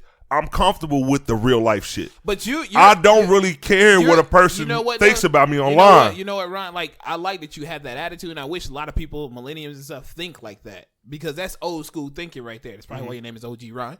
Or Og Ron. Because I'm older. Og Ron. Og Ron. That's right. That's probably why you're like. All right, let me confirm your email. Og Ron 1970. No, bitch. OG, nigga. You guys put some dots in there. O.G. Yeah. Somebody was like, you said Enron? You said Enron? No, I'm not the stock market. No. All right, shit. No, seriously, man. I like that old school thinking, though, man, because a lot of people, they base their lives and their attitudes and everything off of social media. Exactly. I mean, some people post a picture and be like, this man only got 2 likes. Oh, my God. Like, I have no friends. But Exactly. But it's totally different from your personal page when you start trying to start a business. No, that is. It is. It's their period. And be honest, you got to give me some credit. I've been trying to be nice. Listen, no. Some posts that that are a little abrasive. I told like you rub people the wrong way sometimes. I've been doing good. Stop it, Ron. I told you we're doing good. I told you I've been around since the group started. What the fuck is that about? You got to put that in your post if you don't want to get deleted. I have been around since the beginning. I said, damn, Ron, look at you. You used to say bitch about 20 times in one post. And I stopped that because I met a female that like really let me know. I mean, besides my sisters and my mom, like that's how. So they've been like around I really for how stopped long? saying that. How long your sister, your mom been around? I mean, they've been around forever, but when you only have interactions with crazy women. Hey, y'all, I got a story. I just met my mom. She told me stop saying bitch. I went over my mama's house and you know what? She kind of cool. I lived with my dad the whole time. I just meet my mom and sister. She can cook too. No, I'm one of those people that really think like I used to think because I got the old school way of thinking. I was around way before social media. So I never thought that people would say, okay, this is this person. Yeah. Like that's who he is. This social media alter ego is really who he is. Yeah. But I'm comfortable with knowing that I'm a good person. Like I'm comfortable with like I've done so many things behind the scenes and I don't get on Facebook and tell people everything. One of the things I did like years ago was I paid for a girl's funeral. Like out of nowhere. Like I couldn't afford it. I was looking for a house, but the story was so sad and I paid for it and I put it on social media. And people judged me so fucking hard for that shit. What like, that? why are you bragging? Or I see a subliminal post, if niggas motherfucking really want to do some shit, they wouldn't have to do it for no shine. And I was the person that at that time was like, okay, well, you didn't do shit. This was a person in your community, like, blocks from you, and you didn't give a fuck. Yeah. Like, all you was worried about was posting Jordan Saturdays. But since I got judged for that, I stopped bragging about that type of shit. Why? Because they couldn't have all been negative posts. They couldn't have all been negative. No, a lot of people like, you know what I mean, appreciated that shit because the story was so fucking sad. I'm not going to go into it. But negative people. At one point, it was just like, you know what? I'm just going to start being who I am on social media. Having fun, making fun of people is fun to me. Like, if you take it in a negative way because I made fun of your negativity, then, okay, that's you. Yeah. But a lot of people still like knew the type of post that I made. They knew what type of lane I was on. But I was meeting so many people from social media because I do parties. I do social media parties, Facebook parties. So when people met me, they knew like, oh, this nigga ain't negative. I made sure. First of all, I hugged every woman. I loved all of them. Y'all smelled so good. You did. I made sure that people knew when they met me, like I'm not this negative person. But it's so much negativity on Facebook. Nobody says, okay, I'm gonna take this negativity and make it funny. If something's trending, I'm going to motherfucking make something funny about that because I'm not going with y'all flow. I got my own flow. Well, here's what I'm going to do. Here's my flow. This is what I'm going to do. Hey, don't tuna swim upstream. I'll be going down. Listen. On 25% of your posts. Okay. I'm going to make sure I'm the first person to comment under. When you post something, you like, yeah, you know, talking real shit, what females do. I'm gonna post a great thing that you did every time. You know what? No, seriously, I'm glad you said that. I mean, this is kind of, you know, somewhere else though, man. But you said something. You was like, you know, forget the negative people who was commenting on his positive stuff that he did. Yeah. People always ragging people about posting positive stuff, but don't never say nothing for real about the negative. You know what I'm saying? They agree with it. You know, they agree with you. They agree with you. Yeah, niggas ain't nothing bitter. Yeah, we're bitter together. So, exactly. But I troll, so I don't see y'all negative. You know, I'm just saying, like, some people, a lot of people are like that. You know, that's men and women. So posting negative stuff. You know, people fights, media takeout and stuff. Then people do positive stuff out here, like OG Ron doing something, and then people just like, you know, it doesn't. Get and those are the people I talk about. Okay, or they say you shouldn't do that. You shouldn't have to post it too. You know, it was like, what's wrong with posting it? You know, exactly, because you want to bring more light to that situation. It's like not just because. All right, and first of all, when I got talked about, I didn't even say what I donated. I shared a GoFundMe link. I put like $1,200 in that motherfucker, and I started sharing it. And the only thing I did was, like, you know, you can remain anonymous. Mm-hmm. I didn't. I posted a comment on it so people saw it. So it wasn't, you know what I'm saying? first of all, black people see a GoFundMe account. Even if even if you don't say that you did something, they go through and look who, you know what I'm saying, go through and look at who donating. Ain't gonna donate shit. Ain't gonna donate a motherfucking thing. They go through and search the names. Oh, this nigga put $1,200 in it. Oh, this nigga think he all that. No, I don't. I was homeless at the time. But the story was so fucking cool. And her father, the father of the girl who died, was in jail. Like, had been in jail like 10 years. And that's why I felt like I should do that, because we were so cool. You know what I mean? Before he got locked up, so I did that. And you looked in there and said, how is somebody donating to a funeral negative? So here's my question. Like, how? When you donated it on, because I have to analyze everything. When you donated the cash, you put anonymous on the GoFundMe part, right? No, I made a comment. No, what I'm saying is when you enter in, like, who's donating this money, you could pick anonymous. Or you no, I didn't.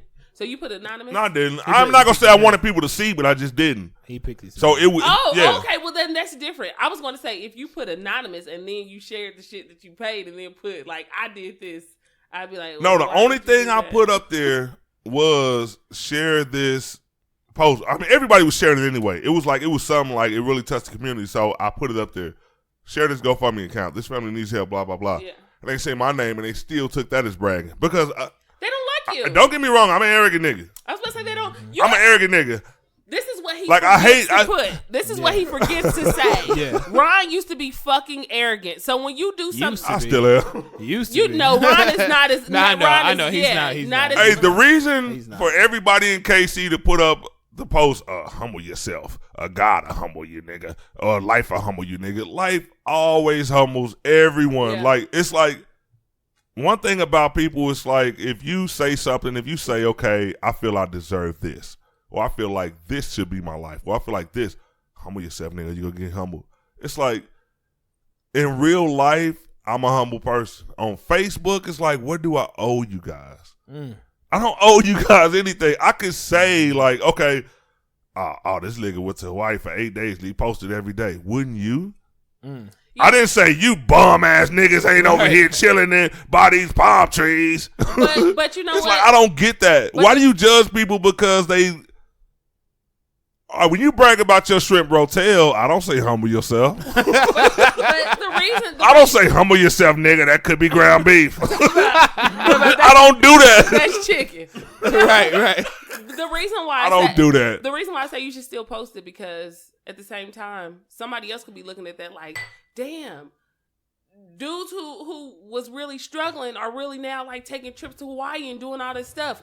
Let me push towards that. But that's the positive. It's kind of like people gonna talk shit anyway. Mm-hmm. I used to do that too. Like when somebody puts some negative, like I'm clapping back, like However, now I'm kind of like, I'm gonna still post this shit because somebody might be looking at it like, damn, that's a good thing to do. Let me go ahead and do that. So even if I get 9 negative people and I get 1 positive person, I'm cool with that positive person. Yeah, everybody gets judged right now though. Like right now, every day you going to the gym, you working it out, you taking care of your health. I should have got way more likes on my picture. Yeah, exactly. People will hate you for going to the gym. So she should have got. I should have got way more. People will hate you for going to the gym. Now I've seen your page. I don't see you posting about your detox, but if you did, you would get no likes about that shit. Mm-hmm. But say if you had a negative situation and you posted it and you said I reacted in a negative way, your shit gonna have 100 likes. Yeah.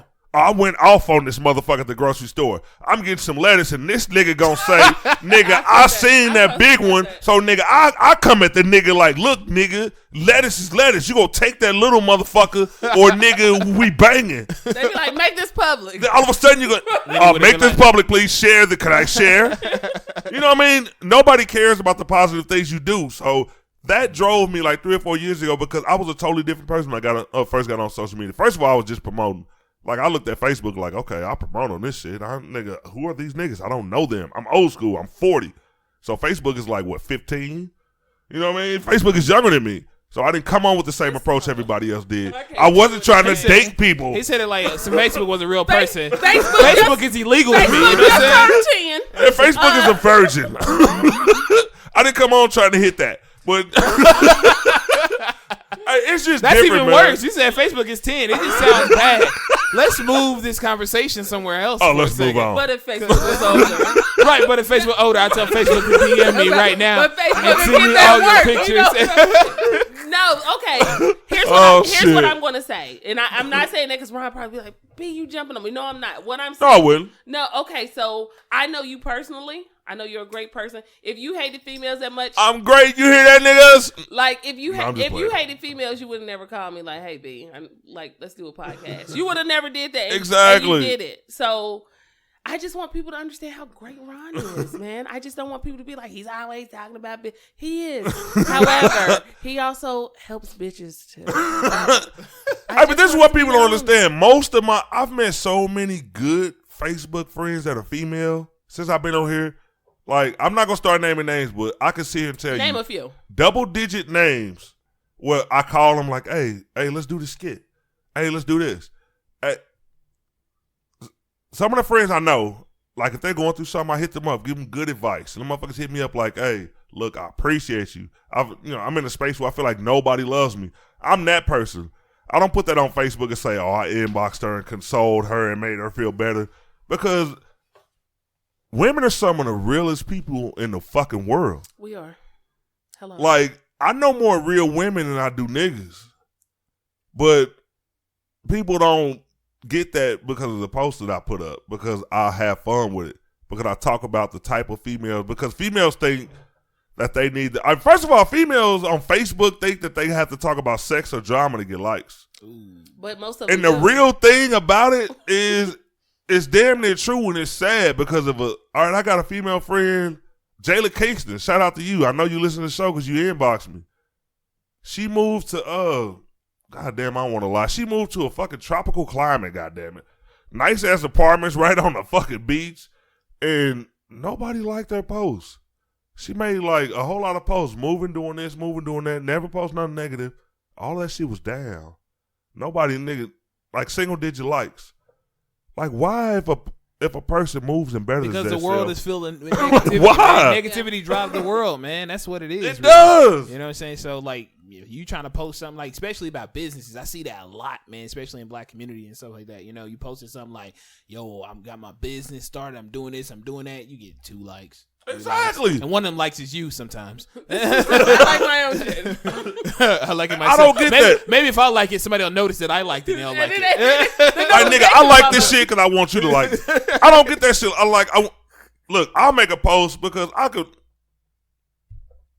One thing about me, I'm a little buzz. I could post some funny shit. Right, I think of funny shit all day. He did just take a bottle to the head. Hey, I could post a funny joke and I get 100 likes on the shit. Nigga, I'll put my fucking boxers in the Go Chicken Go box. You know what I mean? It'll go crazy. I did not read exactly. But once I saw it, I said, I'm not dealing with it. Right, I did not see the caption. I was like, I'm not dealing with his ass. No. How do we keep scrolling up? No. Yeah, I have no problem with being funny, with being like, you know what I mean, subjecting myself to fucking ridicule and motherfucking criticism. I do that.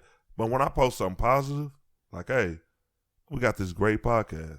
I got all the funny comedians in KC because I build connections with them, with friends of friends. Like I called, you know what I'm saying, I hit up Robert, like, cool, I know you fuck with Cortez, blah, blah, blah, and so on. Hey, man, don't just put me in the box as Robert, as Cortez's friend. First of all, I'm my own comedian, goddammit. I do stuff at churches. I do stuff at bar mitzvah. All right? I'm at your wedding. Okay? No, I bragged about you. This program. Right? No, I bragged about you. I told Bianca a little while ago, like, hey, we going to get Robert Jackson on here. He's a clean comic, but I hope he don't mind if we curse on the show, even though he's coming to my house, and we should be able to. Right. It's your house. No, bro. Hey, it's weird. Yeah. Everybody that's doing a comedic thing, because I don't consider myself a comedian because I don't do stand up, but I always try to associate with people who's doing things that I love to do, and I'm gonna make sure I hit you up behind that.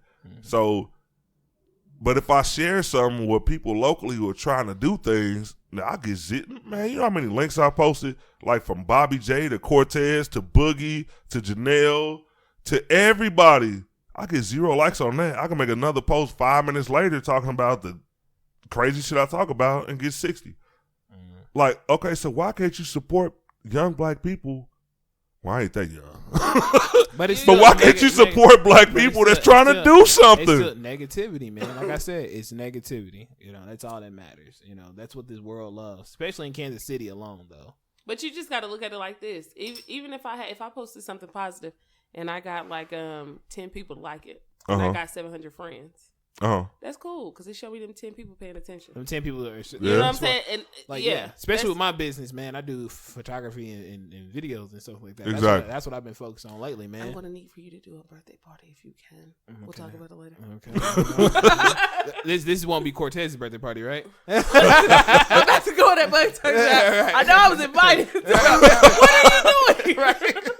No, but seriously, with a white baby, right? I didn't have time to get my kids. I didn't have to get my kids. I just rented this. I just grabbed this one from the lady in the supermarket. She said, "Please take it, please take little Billy." If he knock over shit or tear something up, he ain't my kid. Right. But no, seriously, I be posting stuff, man, and I get a lot of support from people, man, but sometimes my posts does not get like a lot of likes. You know what I'm saying?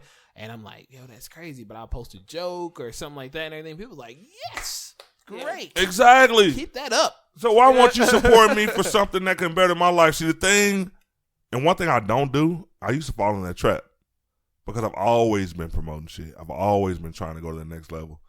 But it seems like you kind of fucking encourage them when you say, oh, these niggas don't like my post when I do this, but when I do this, you can't even do that no more. Man, nah, I don't fall into that trap because they love that. That's when they that's when they high five each other. Yeah. This nigga, we ignored his ass. This nigga made a post. But you know what? Though, the people gonna come, bro. Like she said, man. Like even if it's 10 people that like it, that's what's important, man. I keep moving, I keep pushing, man, and I got a chance to do the cotillion, the Delta Sigma Theta, you know what I'm saying, sorority cotillion thing, man, this year. That's big, bro. That's my second time. That's what's up, bro. That's my second time doing it, man, recording that thing. You know what I'm saying? And that's huge, though. But I'm not out here posting that I was, those type of things. And people know that I'm out here moving like that. And I did post a picture. All I did was post my picture of the camera and the microphone and stuff. And I forgot how many likes it got. But it got like more than 10.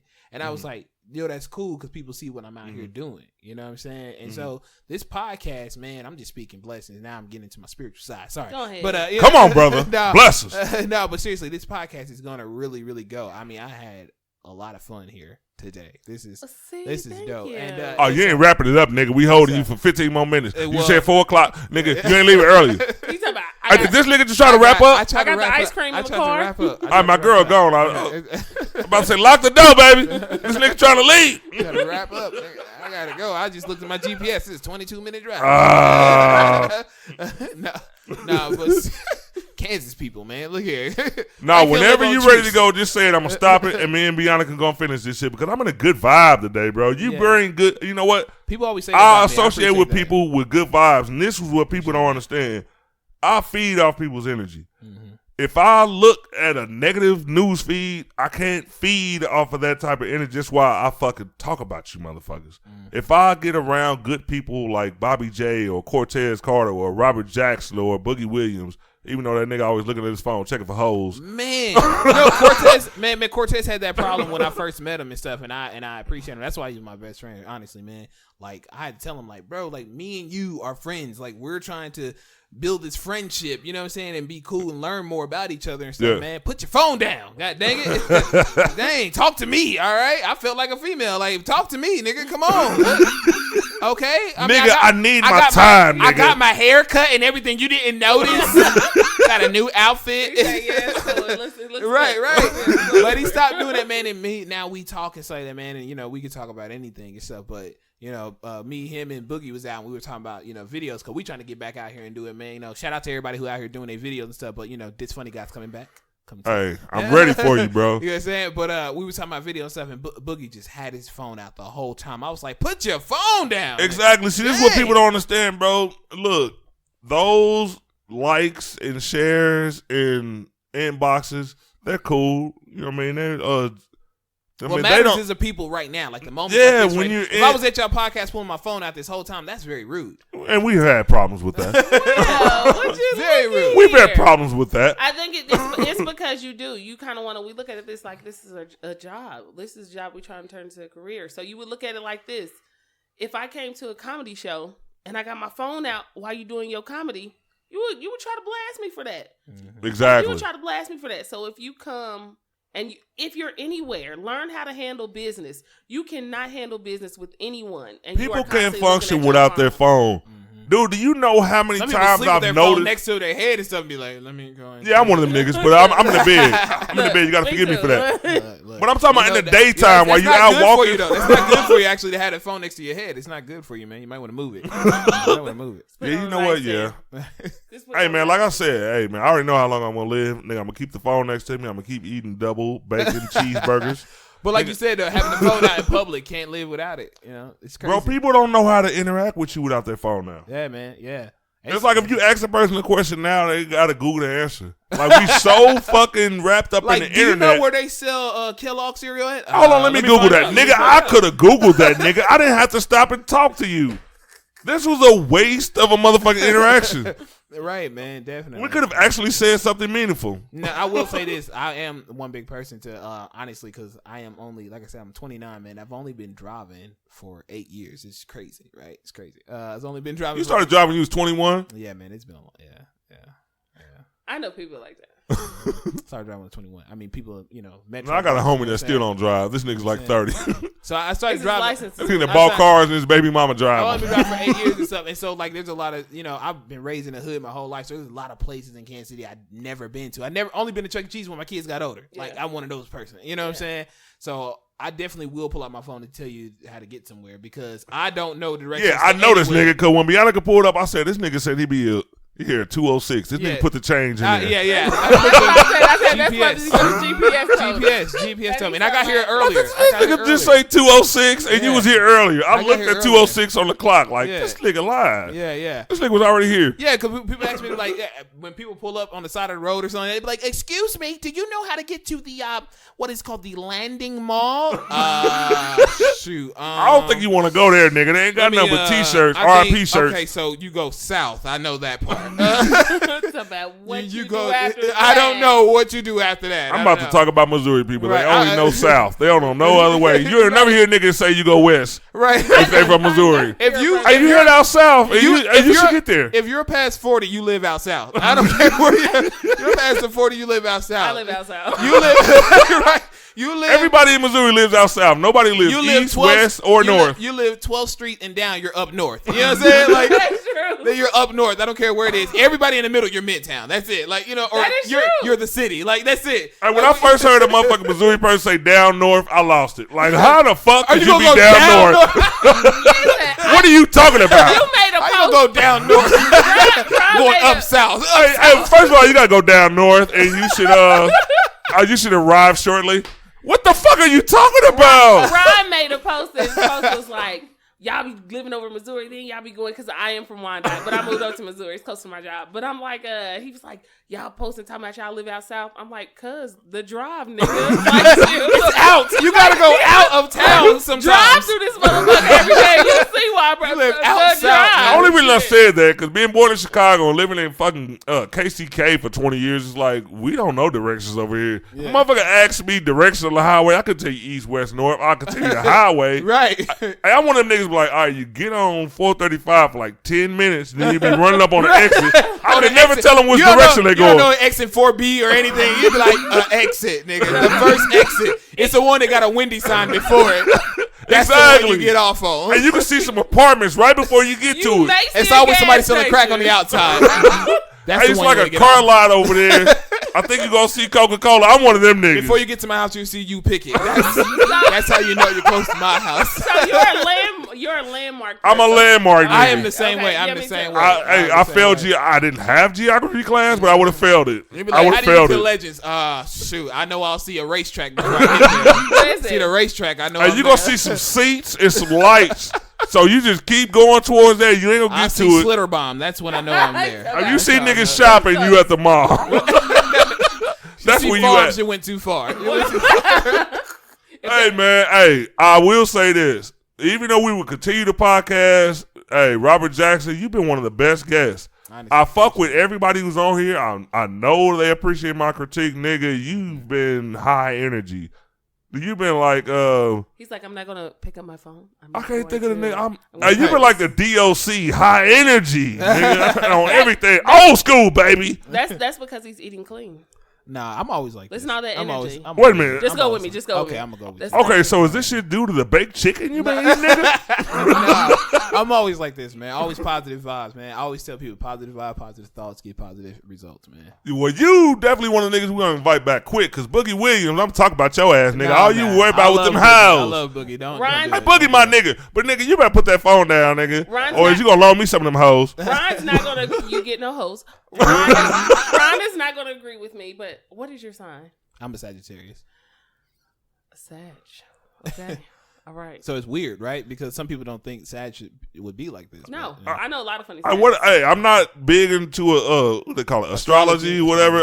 What's the animal for Sagittarius? What is that, like like an alligator? No. Hey, that was a crocodile. That was it.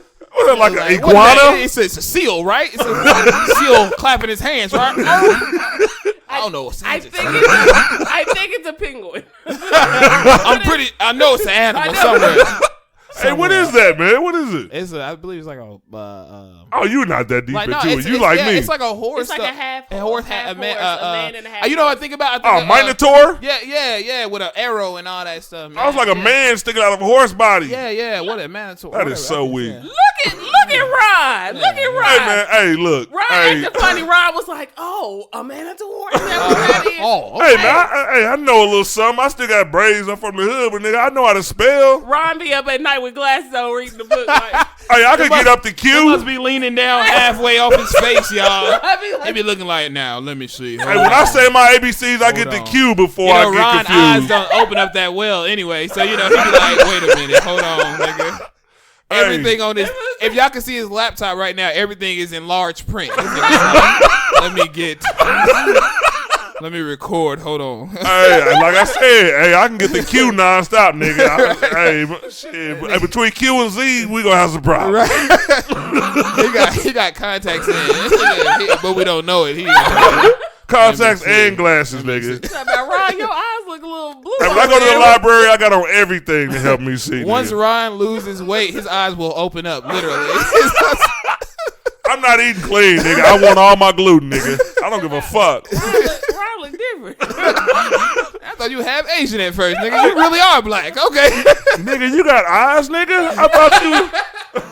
I thought you was a nigga that was blindfolded on the video game, still fighting. The logo for the podcast, I thought he was trying to be Radiant or something like that. I was like, this nigga Lord Radiant from Mortal Kombat? Hey, you know what? He trying to be the Undertaker? I didn't judge that nigga, but I was like, damn, nigga, you ain't put no little black Pupil- part he on didn't my put no pupils eyes. or nothing. Hey, but you know what? Hey, you know what? Shout out to Give you LB some Graphics, glasses. but nigga, you was wrong for that. Put some glasses on you or something. You could have put some shades on me. You ain't have to show that shit. I love it. But I love you, Ron, man. Hey, Bianca had eyes. Yeah, right? You know what I'm saying? Hey, listen. Had a little purse and shit, nigga. I know you can do detail. Hey, he said we give Ron jeans and a t-shirt. He drew you kind of lighter though. I was like, I thought she was gonna be light skinned or something like that. I was like, she is chocolate, milk chocolate up in this mug. She is my complexion. Listen, Eddie drew me skinny, so I was like, go ahead, boy. Right. Shout out to him. But you know thin legs on you. He put you taller I and want a everything. I'm like, refund, wait a nigga. minute, nigga. Wait a minute. She got Nikes on. She is short. She is kicking. She is swinging her feet in this chair, y'all. She is not that tall. I thought I was 5'5", and I went to the doctor because you know you shrink too the older you get. So I'm 5'4" now. So I'm hoping You got to do yoga, man. Straighten up your back. I don't want to do yoga. See, that's your problem. Hey, well, you're going to make you taller? You straighten up your back, man. I want to actually be 5'3". So if I could shrink just But if you one be more. 5'3", you're gonna have that hunchback thing going on right there. You know? You're like Eeyore, yes, master. Quasimodo. Right. Then what? Yes, Safari. Send me the picture. Then what I'll do is I'll call Safari. Right, are we ready to start the podcast? Why the fuck are you talking like that? That goddamn yoga that fucked you up. I'll tell Safari I need to straighten out. You know what that means. okay. You know? Bow. So, like Cardi, I'm out, man. I gotta go. We'll talk about it later. Don't worry. All right. We will talk about it later. Y'all gonna hear a short That's clip, real, but nigga, man. we will be right back. Shout out to Robert Jackson. This nigga just left. He ran out of here for, I think he's going to Chuck E. Cheese. I think this nigga wants some of that piece. He want to get some extra coins.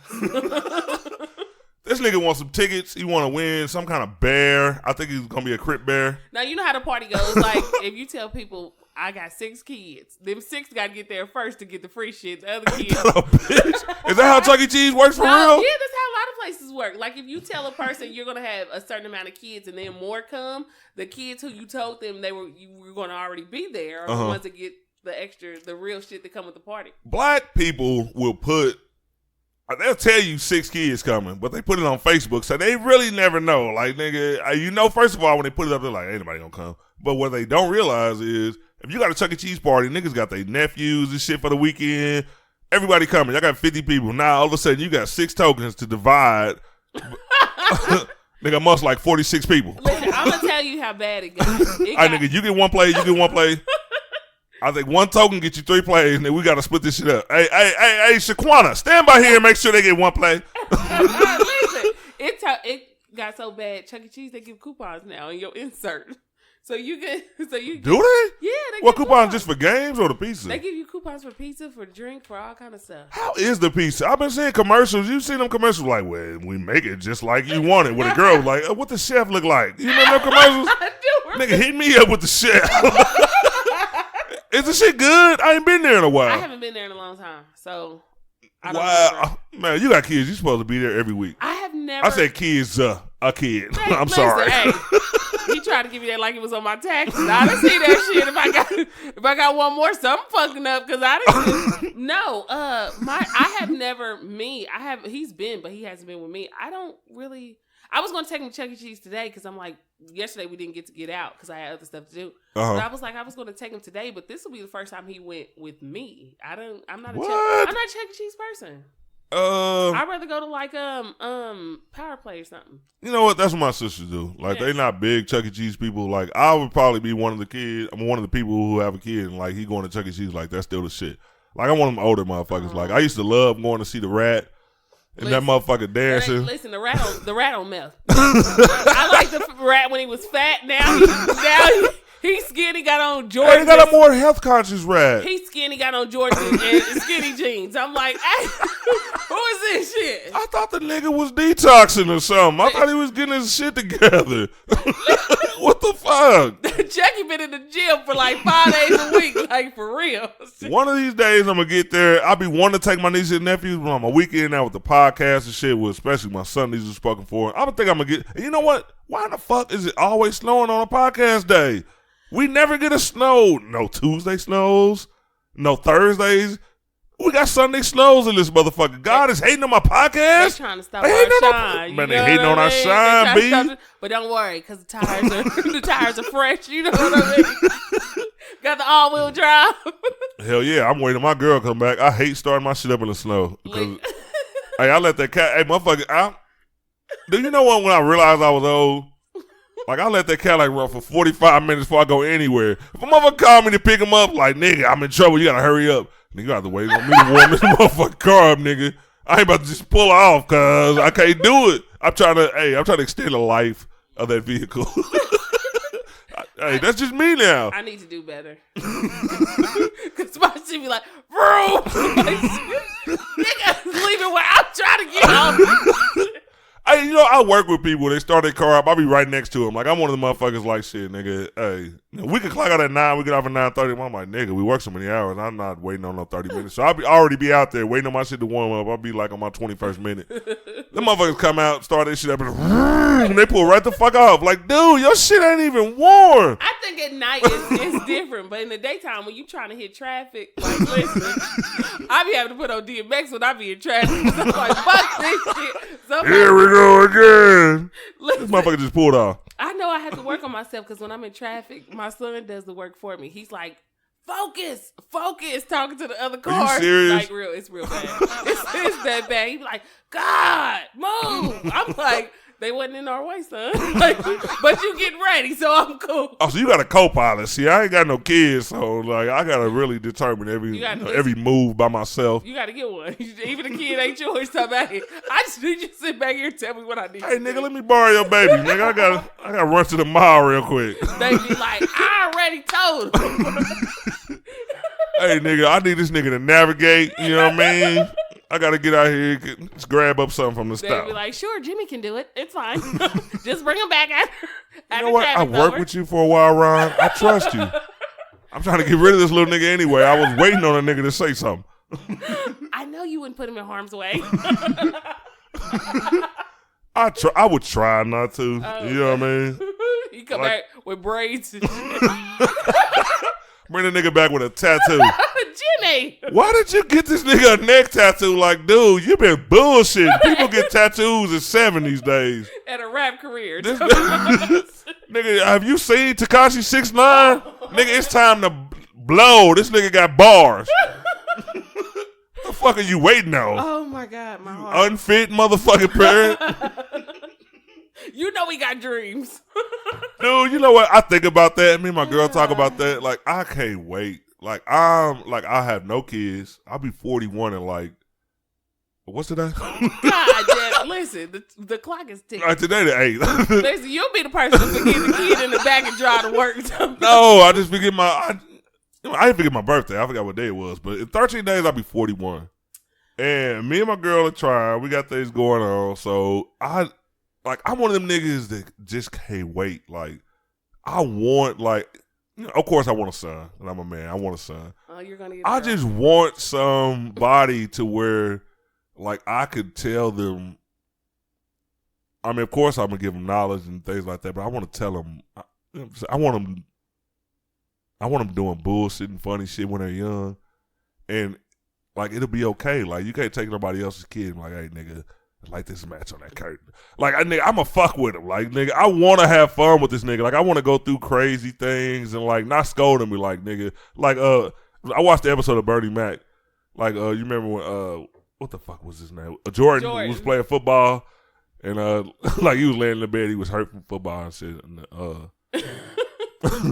Jordan was like, oh, I'm still hurting. And Bernie Mac was like, did you crack a rib? And he smiled. I want to be that nigga. Like, they got to be so fun, man. Wait, hold on. You can't do that with other people's kids? I was. Like, Man, I brought my nephew home with, like, you know, he was hurting and my sister didn't. They didn't like that. He got to go to school the next day. So I really can't be beating him up and fucking him up like I could do if it was my own. You that's know what why I mean? you gonna get a girl. The Lord hears you. Talking about a girl.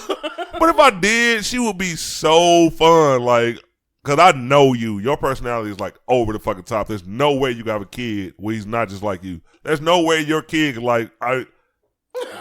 right now, if your son was here, you weren't here. There's no way in hell you could tell me I wouldn't see his personality shine through. Listen, hey, sometimes I had to look at him like he does stuff, and sometimes I'm like, any parent would. Any parent that tells you, like, oh my God, no, they don't get on my nerve. Like, he's just great. Da da da da da. Is a fucking liar. Like sometimes that nigga's a menace to society. Listen, hey, you seen Problem Child Junior? Like the little kid. That is your mission. Ron has homework. You need to look at Problem Child Junior, is that part 2? No, Problem Child. Just Problem Child. There was part 1 and part 2. Okay. Anyway, Junior was our role model growing up. Me and my brother. Hey, dude stayed in the shit. I remember Problem Child. Hilarious. Okay, so my son, that is who he is. All this time I was watching that movie and I had to think, like, who is my son? And he's only 2. He'll be 3 on the 22nd. But I'm like, who is my son? He's Junior. But sometimes he does certain stuff. I'm like, was it funny? Like, I don't want to get him in trouble for his art. If he at school messing with people or talking about people, because they mess with him. Mm-hmm. They do. I don't care what people say. People like, my son don't never do nothing. My son don't. They were messing with him. My son, he likes to read. Hey, look, first of all, nigga, yeah, he burnt the school down, but they was fucking with him. They had no reason to tell that nigga what he would not do, what he was scared to do. All he did was protect himself. That's what everybody All that nigga did was show he was not no punk. Nigga, y'all got insurance on this school. Y'all motherfuckers making a big deal out of this shit. No, God damn. Seriously. Okay, so real talk though, I'm gonna have to bring him around because I'm telling you, you'll be like, dude is hilarious. Like he's funny. He's just funny. And I'm just thinking, I'm gonna get so many calls as soon as he goes to school. I'm gonna get so many calls. You already ready? So yeah, I'm preparing myself. I got my shit together already. Excuses, everything. I'm preparing myself for that. I'm already outside, nigga. Just bring the nigga out. I already knew it was gonna happen today. He's having a bad day. No, I'm preparing for that. I'm preparing for him so he can go ahead and start talking about people, crowing on people. Because I'd be damned for my kid. And I'm not trying to say, I understand bullying and people like kids are mean. Kids been mean. Yes, they have. There is no difference. Since the 70s. Since the 70s, kids have been mean. The only difference is that you either had a brother, cousins, even your parents was telling you, if somebody talk about you, say this. Or if somebody do this, do this. So, I mean, we had crowing contests. We had those things. Yeah. So it's not like we didn't have we didn't have kids that weren't mean, or we did, but it was just like your defense was different. And now you tell your kids, oh, you're great, you're perfect, and you can do this, you can do that. Exactly. But you don't tell them the other stuff they need to know. Like I look at my son and be like, okay, well, people may crow on this, but what you got to do? You know what I mean? That's where I was gonna go with it. Yeah. Because I used to have classmates where, you know, the little alligator on the shirt. It used to be a dude in my class, nigga had a turtle on his shit. They were like, nigga, where the fuck are you getting this fucking... That is not a real polo, nigga. Oh, slow ass shirt. Nigga, you got a turtle on your shit. Like, you have to prepare kids. Like, I will still be... And you know what? He will be ready for warfare. Because I'm not going to prepare him for 2018 or 20 whatever fucking year. I'm preparing that nigga for 84. Listen, you got to go futuristic. You know what I'm saying? You got to go ahead and put on the metal hats and go time. Hey, this nigga is going to be so futuristic, like, nigga. Because these kids these days, they don't know about the old school crowing, nigga. Hey, nigga, you about to get your feelings hurt. If you say something about that nigga's shoe or whatever the fuck, I mean, of course I want him to have at least decent shoes. I'm not going to be that nigga that be like, hey, my kid got to go to school in Jordans, nigga. You going to have some decent shit on. But if a nigga come at you, you gonna come in here with some 84 shit and that nigga gonna cry. Yeah. You do. It's like you have to prepare the kids, because there are kids who just, now don't get it twisted. Seriously, with my son, I have to do the whole humble thing also, because he's around my mom too, and you know she's old school, so he also knows respect, what he's supposed to do. Thank you, please, say your grace, all this kind of stuff, like hold the door. He tries to. He done fell a couple times, but he tried real hard, and that's all that matters. That's all that matters. Yeah, so I am teaching them that. However, when somebody come crazy to you, you turn on that other side and you check that fool. You know what I'm saying? Because I want them to get the best of both worlds. When you talking to kids, you never say nigga. You like, nigga, you check that fool. You don't tell a nigga about that. Hey, you go in about your shit. You nigga. do. Okay, so real quick. So my son was in school, and there's this older chick, because he's still, it's like daycare school. So it was this older girl. She was messing with him all the time, just messing with him. She picks on all the kids. They probably like him. Like, no, she's just a terror. She's a mean little girl. Yeah, she picks on all the kids. So so she was messing with my son. He was reading a book, and she tried to take the book from him. And the class was around. This is how I know it's black. You know, black kids listen to their parents too. So she took the book from him, did something to him, and he was like, "Stop it!" This is what the teacher told me. He's like, "Stop it." And she was like, try to do it again. And he was like, that's why your breath smell like tuna. Mind you, my son is 2. Wow. My son is only 2. So everybody's like, ah. I'm like, how do the kids know? So the teacher's trying not to laugh while she's telling me this. And I said, I see you smirking, nigga. Let it out. She tried to laugh while she's like, the girl was sad, you know, told the teacher or whatever. And she was like, you know, you got to leave people alone. I'm like, yeah, you better not get my son in trouble. So exactly. So then I thought, my son is 2. Where did he get this from? And then you. No, we were watching The Reef, and the girl says, ew, you smell like tuna. So he didn't understand that tuna stink. But the funny thing is, he knew to use it. I said the execution is what counts. He knew when to use this at just the right time, because all the other kids are, you know, little exactly. Cracking up laughing. I said, I got him. I got a good one. Already, I'm ready. Also, the teacher was like, yeah, so he went in on it. She do got a little fish mouth on her. But she could have had she could have had a CPAC creation for lunch. I'm not sure. However, he knew. what was up. No, he doesn't even know because he had a seafood Lunchable. But he just knew. he didn't even know what it is. That boy just knew. I watched this movie. This girl used it as a crack. I'm gonna go ahead and use it. I said a 2-year-old's brain like that. That's what's up. Like I'm gonna teach my kids. See, I can't wait to have a son. It got to be a son. Tasha, I know you listen every Monday at work. We gotta have a son. That's why you don't have a girl. Stop thinking that. No, we gotta have a son. Only because I'm gonna teach him how to be heartless until he's like 7. Then I'm gonna throw some emotions in him. But but Daddy, what's this feeling inside? I feel funny. That ain't what he ate. Like, nigga. That's happiness. Yeah, nigga. You gotta have a little happiness inside. You can't be a hardcore nigga. I'm gonna tell this nigga, if you go in on a motherfucker and the crowd that's listening, if they don't scatter, like, you know, black people, when it's funny, nigga, they take off running. Yeah. Like in all different directions. Like, nigga, oh shit. Nigga, hey, the first person to put their hand over their mouth, he don't move. Everybody else take off running. Like in all day, you know, they scatter. So I'm gonna tell you, nigga, your joke ain't shit if niggas don't at least run 50 feet. That's how we horrible parents. I said that, son. Now when they laugh, it's a different kind of laugh. Exactly. Don't have no fake laugh. If them niggas don't move, if them niggas don't run a short sprint, nigga, you ain't did shit. Somebody got to do this move. I was just about to say that. First nigga put his hand over his mouth and look at everybody else. The next nigga say, oh. And by the time he turn around, everybody got to be scattered. Like the crowd has dispersed. Hey, that's what it is. You can be like, I've done my job. You know what I'm saying? I raised you well, nigga. I'm proud of everything you've done. Don't even worry about it, nigga. The attention, you do that. But when you get to the house, we going to Chuck E. Cheese. We're going to see this anorexic rat. I got a surprise for you. You've done well. Nigga, you getting meat lovers, nigga. Ain't gonna be no cheese pizza like they used to get my ass in the 80s. We getting extra cheese How on the this fuck one. we at Chuck E. Cheese? All I got is cheese pizza. Ain't no dots on this shit. Wasn't nobody paying the extra money for extra. We didn't. Hey, dude, if we went to Chuck E. Cheese, we got the basic package. And people pulling out toppings out their purse. Nigga, we had 3 tokens of some cheese pizza. So I put this on here because you put it back in the oven for about 5 minutes. These days, motherfuckers got meat lovers. They got 100 token package. Niggas only 6 kids. Like, damn, nigga. But it's more expensive, too. Nigga, I had to go with the paper clip. I'm in there juking the machines and shit. That shit don't work these days. Technology's better, nigga. I used to get free games. I'm in there stealing games and shit. Like, dude. See, we went to like... Give me that bag back, nigga. You had a paper clip in there. What was that called? We went to like a... Showbiz? Showbiz. Y'all had Showbiz here? Yeah. I didn't know that. We had Showbiz and we had, what was it? Like Showbiz had the real band. You remember that?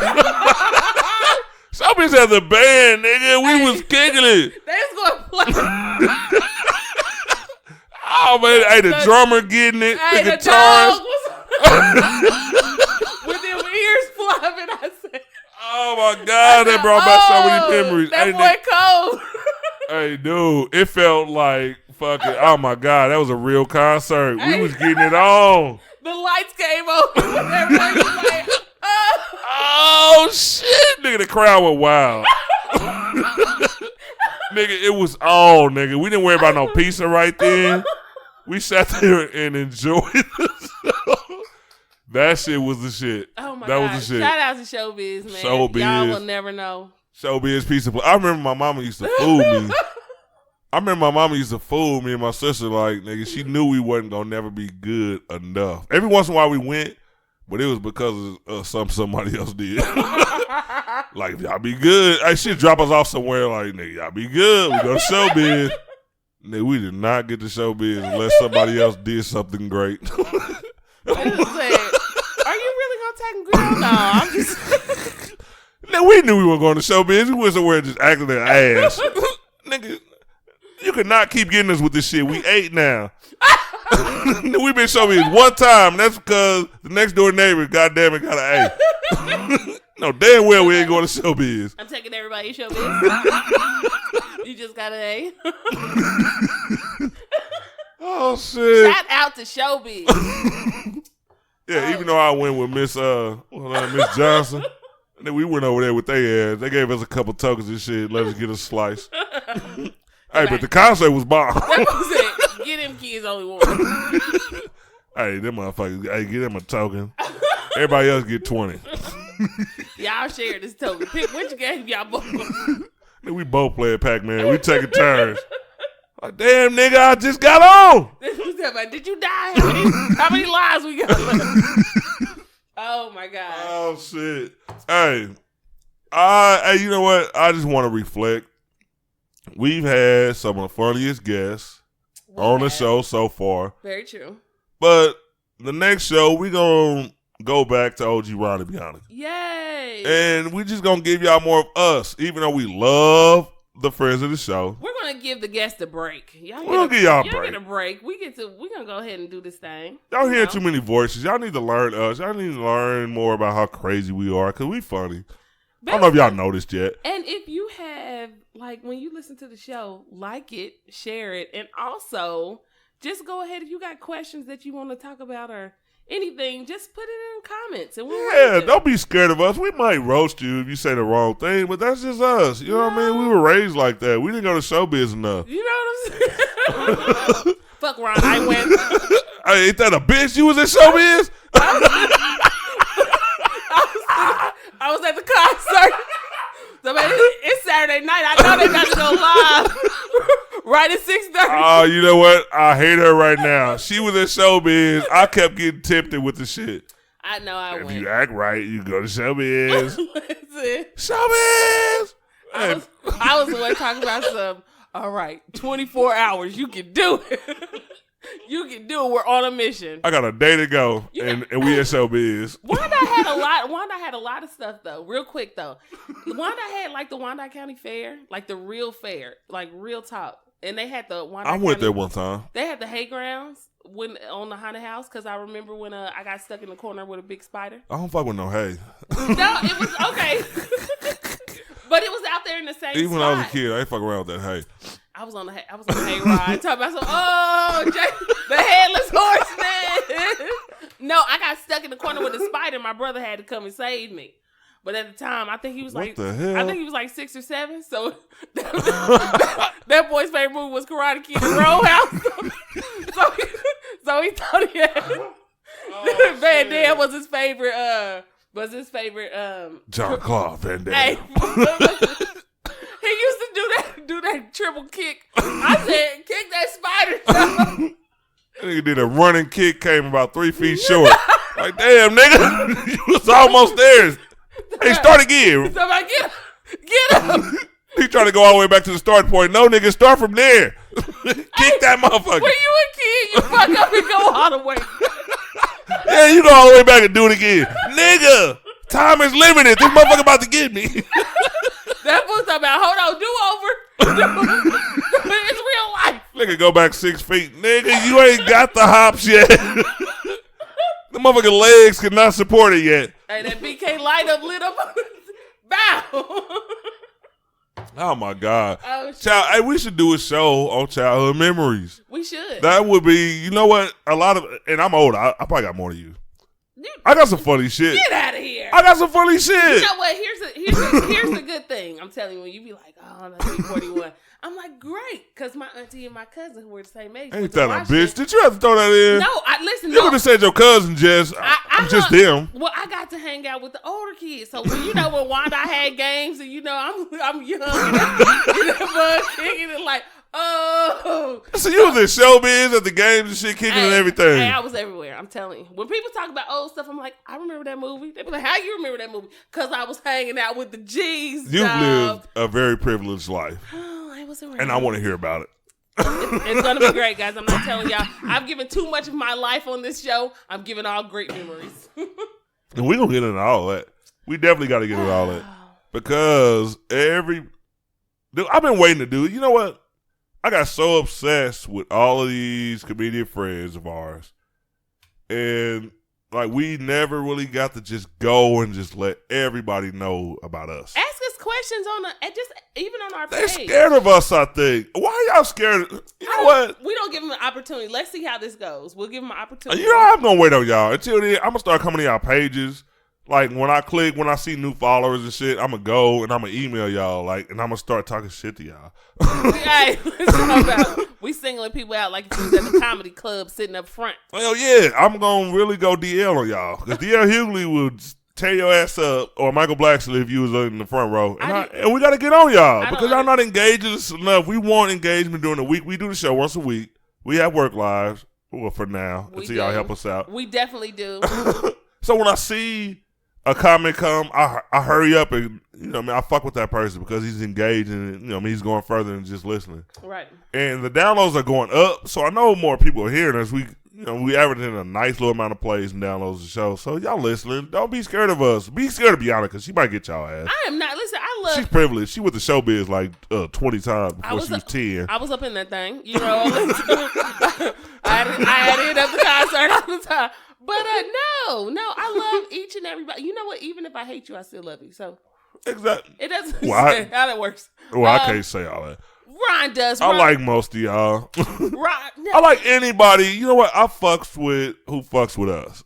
That's the type of person I am. I'm always gonna be cool with you, but like, don't just feel intimidated. People see my social media persona and be like, "This nigga's mean." I like to talk shit. I'm like that uncle that you had that talked shit but didn't mean no harm. Like your grandma would say, "Oh, baby," when you come in there crying like this nigga. You know what I mean? Oh, that nigga ain't mean no harm. You know what I mean? Then he apologize later. I'm that nigga. I'm a softie for real, but I just like to have fun and talk shit. Like, I think that's what people miss. People are so sensitive these days. Like, I say the things that are supposed to be said that are fun. Like, and people are so sensitive these days because of social media. They get these impressions of everybody, like everybody's super nice. You put your selfie up like nobody says anything about the dirty mirror or the crusty sock in the background. I point that out because it's funny, not because I don't like you. You have to give a good balance. You know what? It's I'm unbalanced. He I fall off the balance beam. There's no balance here. Like you do. You just have to, especially when it comes to women, you have to give a good balance. But men too, because if a person was talking about men all the time, you would be like, "Oh, hating assholes." Talking about, no, I actually love my father, but I'm just talking. I mean, you got to talk about it like in a good way, like in a way that everybody can relate to. Like, I don't talk about women like I've been hurt 1,000 times before. I may talk about the things that they talk about all the time, and I think it's funny. Like, you should have been past it after the first post. Like, you don't make a million posts about I'm over it. If I see you post, "Oh, I'm so over this. I'm past it. I'm done," and then you do that shit for like 7 years straight, that's hilarious to me because, like, okay, how many people are you done with? Did you learn from? I want them niggas I learned from the first person. I don't learn from the 86 one.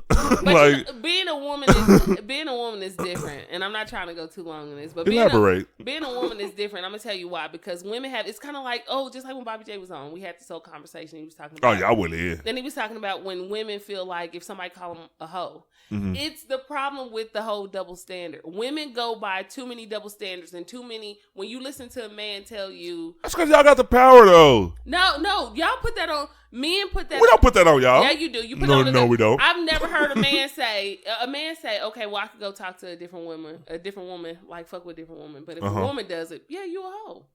I don't never hear a man say, "No, that's if she getting her money and she clean about it. Who gives a fuck?"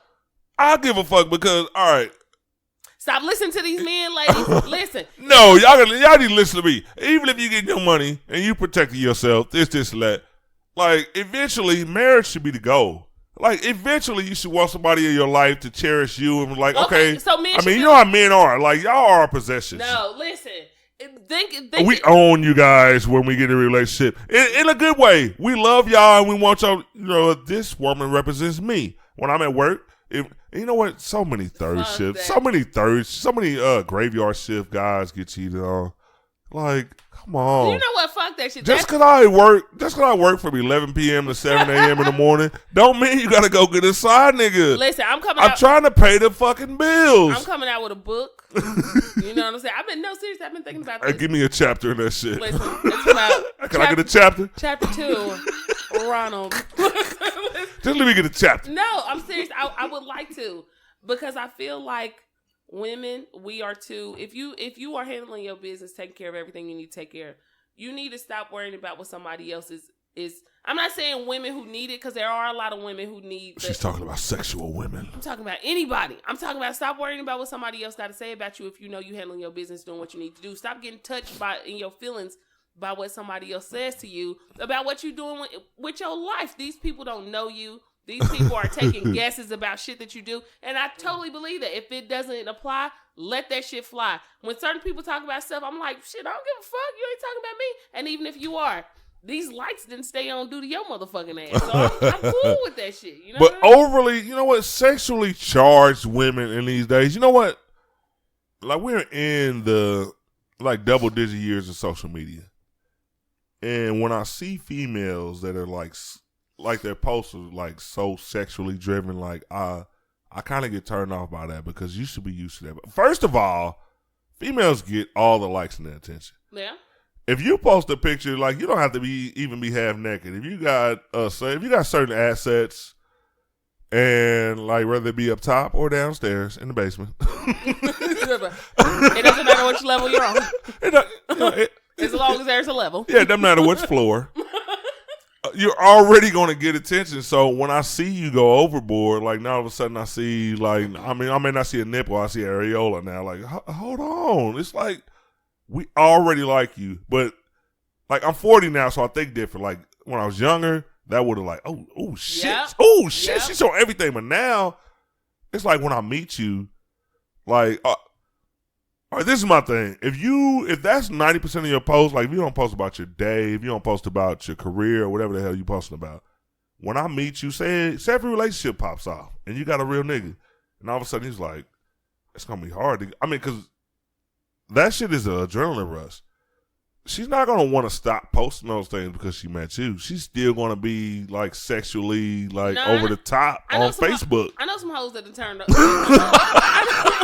I know some hoes that have turned another leaf after they met it. Yeah? Because the whole turn goal, over a new leaf? You know what I'm saying? Because the whole goal, like you said, marriage should be the goal. I disagree with that. I don't believe everybody. What? Because I don't believe that everybody wants to. You know what? That's like people saying every woman wants to have a kid. That's not true. Everybody's whole dream of what they want is totally different. Everybody, you know, when you think, okay, I want to get a career, I want to buy a house, I want to do this, I want to do this. There's other motherfuckers who's like, no, nigga, I would just like to travel. Like, I don't even have to buy a house. I just want to do this, or I just want to do this. Everybody's life is not different. It's not the same. So to say for men to think, there's a lot of men who, like I said, we're trash. Fucking trash. But then, I'm not talking about you, Ron, because Ron looks at me like, motherfucker. No. Like, I do not think all women are trash. No. I love women. Like, I have a lot of female friends, and even a woman I'm in a relationship with, she's fucking great. I want to travel the world with her. I really think that I think that sometimes, and don't take this the wrong way, I think that sometimes females are confused is what, let me take this back. I think that sometimes females are confused as to what real men want. I think that I think 95% of us, like, just put out that energy to where we only want you sexually. We sexualize you, put you on this pedestal, like, okay, this is a sexual being. Like, I really don't care about her conversation. I don't care about her goals. Like, I want to hear about that shit now. Like, I want to know what you're into. I want to know where you want to be in 5 years. Like, I just don't want to know your pussy. I just don't want to know that right now. Like, back in the day, yes, I only wanted to be introduced to what's in between your legs. Yeah. But now it's like, let's have goals. And if we have a common goal, let's go accomplish that. It's easier with two people. But listen, you just said something. You just said something very important. But now you've changed your perception. You've changed your ways. So you were allowed time to change your ways, and now you have the stop process, which means you have to do the same thing to somebody else. No. We're not waiting on y'all. Hey, we talked about this topic the last show. Women always, we wait on y'all? We wait on y'all? No, y'all don't. Y'all do not wait on us. Here I go. Y'all do not wait on us. Okay, I'm ready to start. I'm ready to start. All right, take two 18-year-olds. One man, one woman. By the time you're 18 years old, you have so many. All right, even before inboxes, you've had so many invites. Oh, really? ooh, baby. Yeah. You so chocolatey smooth. That don't mean that don't mean that this is coming from men who are going to do the right thing. That just means that's coming of course, from a man but you've who's had trying to offers. but that doesn't mean that that's coming from no. I mean, from a woman that's old enough now, you understand that most of those offers may have just been for sex. But you out. Let's go. How can I say? Your ego has already been stroked. Not every. Oh God. And our piece hasn't been stroked enough. Y'all have at the same age. Y'all, you know what? Y'all have men have. Here's my point. My point is just y'all have to wait on us. You know what? We do. Maybe it's not fair. Maybe it's not fair. Niggas get waited on in prison. Niggas get waited on. Oh, we don't want to get waited on in prison. That's another type of attention we want. Listen, niggas get waited on to get their life together financially. Niggas get waited on to, you know what, Section 8 is not just for women. Because I know a lot of niggas that wouldn't have a place to stay if it wasn't for Section 8. I know, so we should shoot dice in their house all the time. Only nigga with hey, let's go over to nigga house. That's my point. My point is, and this is my point. I feel like women, we are part of it, nigga house life. I feel like women, we are so focused on, and at a point in time I was too. I'm not just talking shit about other people. At a point in time I was too. We are so focused on the family. We are so focused on, I want a man. I want to feel complete. Instead of you should want a man. No. Instead, what I should want is I should want to get my life together. I should want to do things that's going to make me happy. I should want to do, and in the process of me doing that, if someone comes along and they see this and I see them and I'm like, damn, we getting shit together, and then we come together. That's great. A person shouldn't want to fix somebody or help somebody. Like people be like, well, you should help me when I'm down. You shouldn't be focused. You shouldn't be focused on fucking dating when you're down. You should not be focused on. You know what? A lot of that's why you need to go see Acrimony. What? I am so in love with that movie. I am so fucking in love with that movie. You got to go see that movie. You know what? I already read your post, so I feel like I did. The person, I went into great detail with that because the woman in that movie, Taraji P. Henson, her character played a woman that was basically crazy. She wasn't crazy. See, that's the opinion I've heard from most women. And I sit and think and because I'm that type, I'm Robert. Robert was the male character in that movie. I'm him. Like my girl knows that I'm fucking hell-bent on succeeding. I want to, and in this case, this nigga was building a fucking battery. You know what I mean? Yeah. Through the whole movie. He was trying to get that battery off the ground. And a lot of females will just run away from that person because they're so used to hearing stories from women who it didn't work. Oh, girl, don't do this. You stupid if you. No, investing in a person you love is a good thing. And he was one of those people, the character in that movie, actually, things got rocky before he got off the ground. I will admit that. Things got really fucking rocky. The house was getting foreclosed on, everything. But soon after that, he scored a $70 million paycheck. And instead of him saying, okay, all right, I'm just going to leave you. You left me. You listened to your sisters. You let them put this cheating shit in your head. I ain't shit. I ain't nothing. But I believe in this. And when it actually came true, he came and he wanted her back. He was like, look, I made it. It finally, he didn't run away from her. She was like, oh, this nigga owed me $1.3 million because the mom died and left him some money. Yeah. She invested it all in him. Every dream, helped him finish college, funded all of the things that he needed to do his project. This nigga showed up, real nigga, good solid brother. You know what I mean? Good solid nigga. This nigga came back and said, no, I didn't say shit. We came he wanted her back, but like women do, she was wondering why this nigga was outside her job with some fucking roses. This ain't shit ass nigga. First of all, Robert, we're not getting back together. And then 30 seconds later, this nigga was like, look, I love you. You supported me all the way. My idea hit. Here's a $10 million check. Yo, mom's house been foreclosed on. I bought that motherfucker. Here's the goddamn key, nigga. You supported me from day one. You was the only one. $10 million. I bought your mama house back, nigga. Now I'm out, though. You just told me you went through that rough shit with me and you done with me. I'm out of here. And she became the most bitter woman in motion picture history.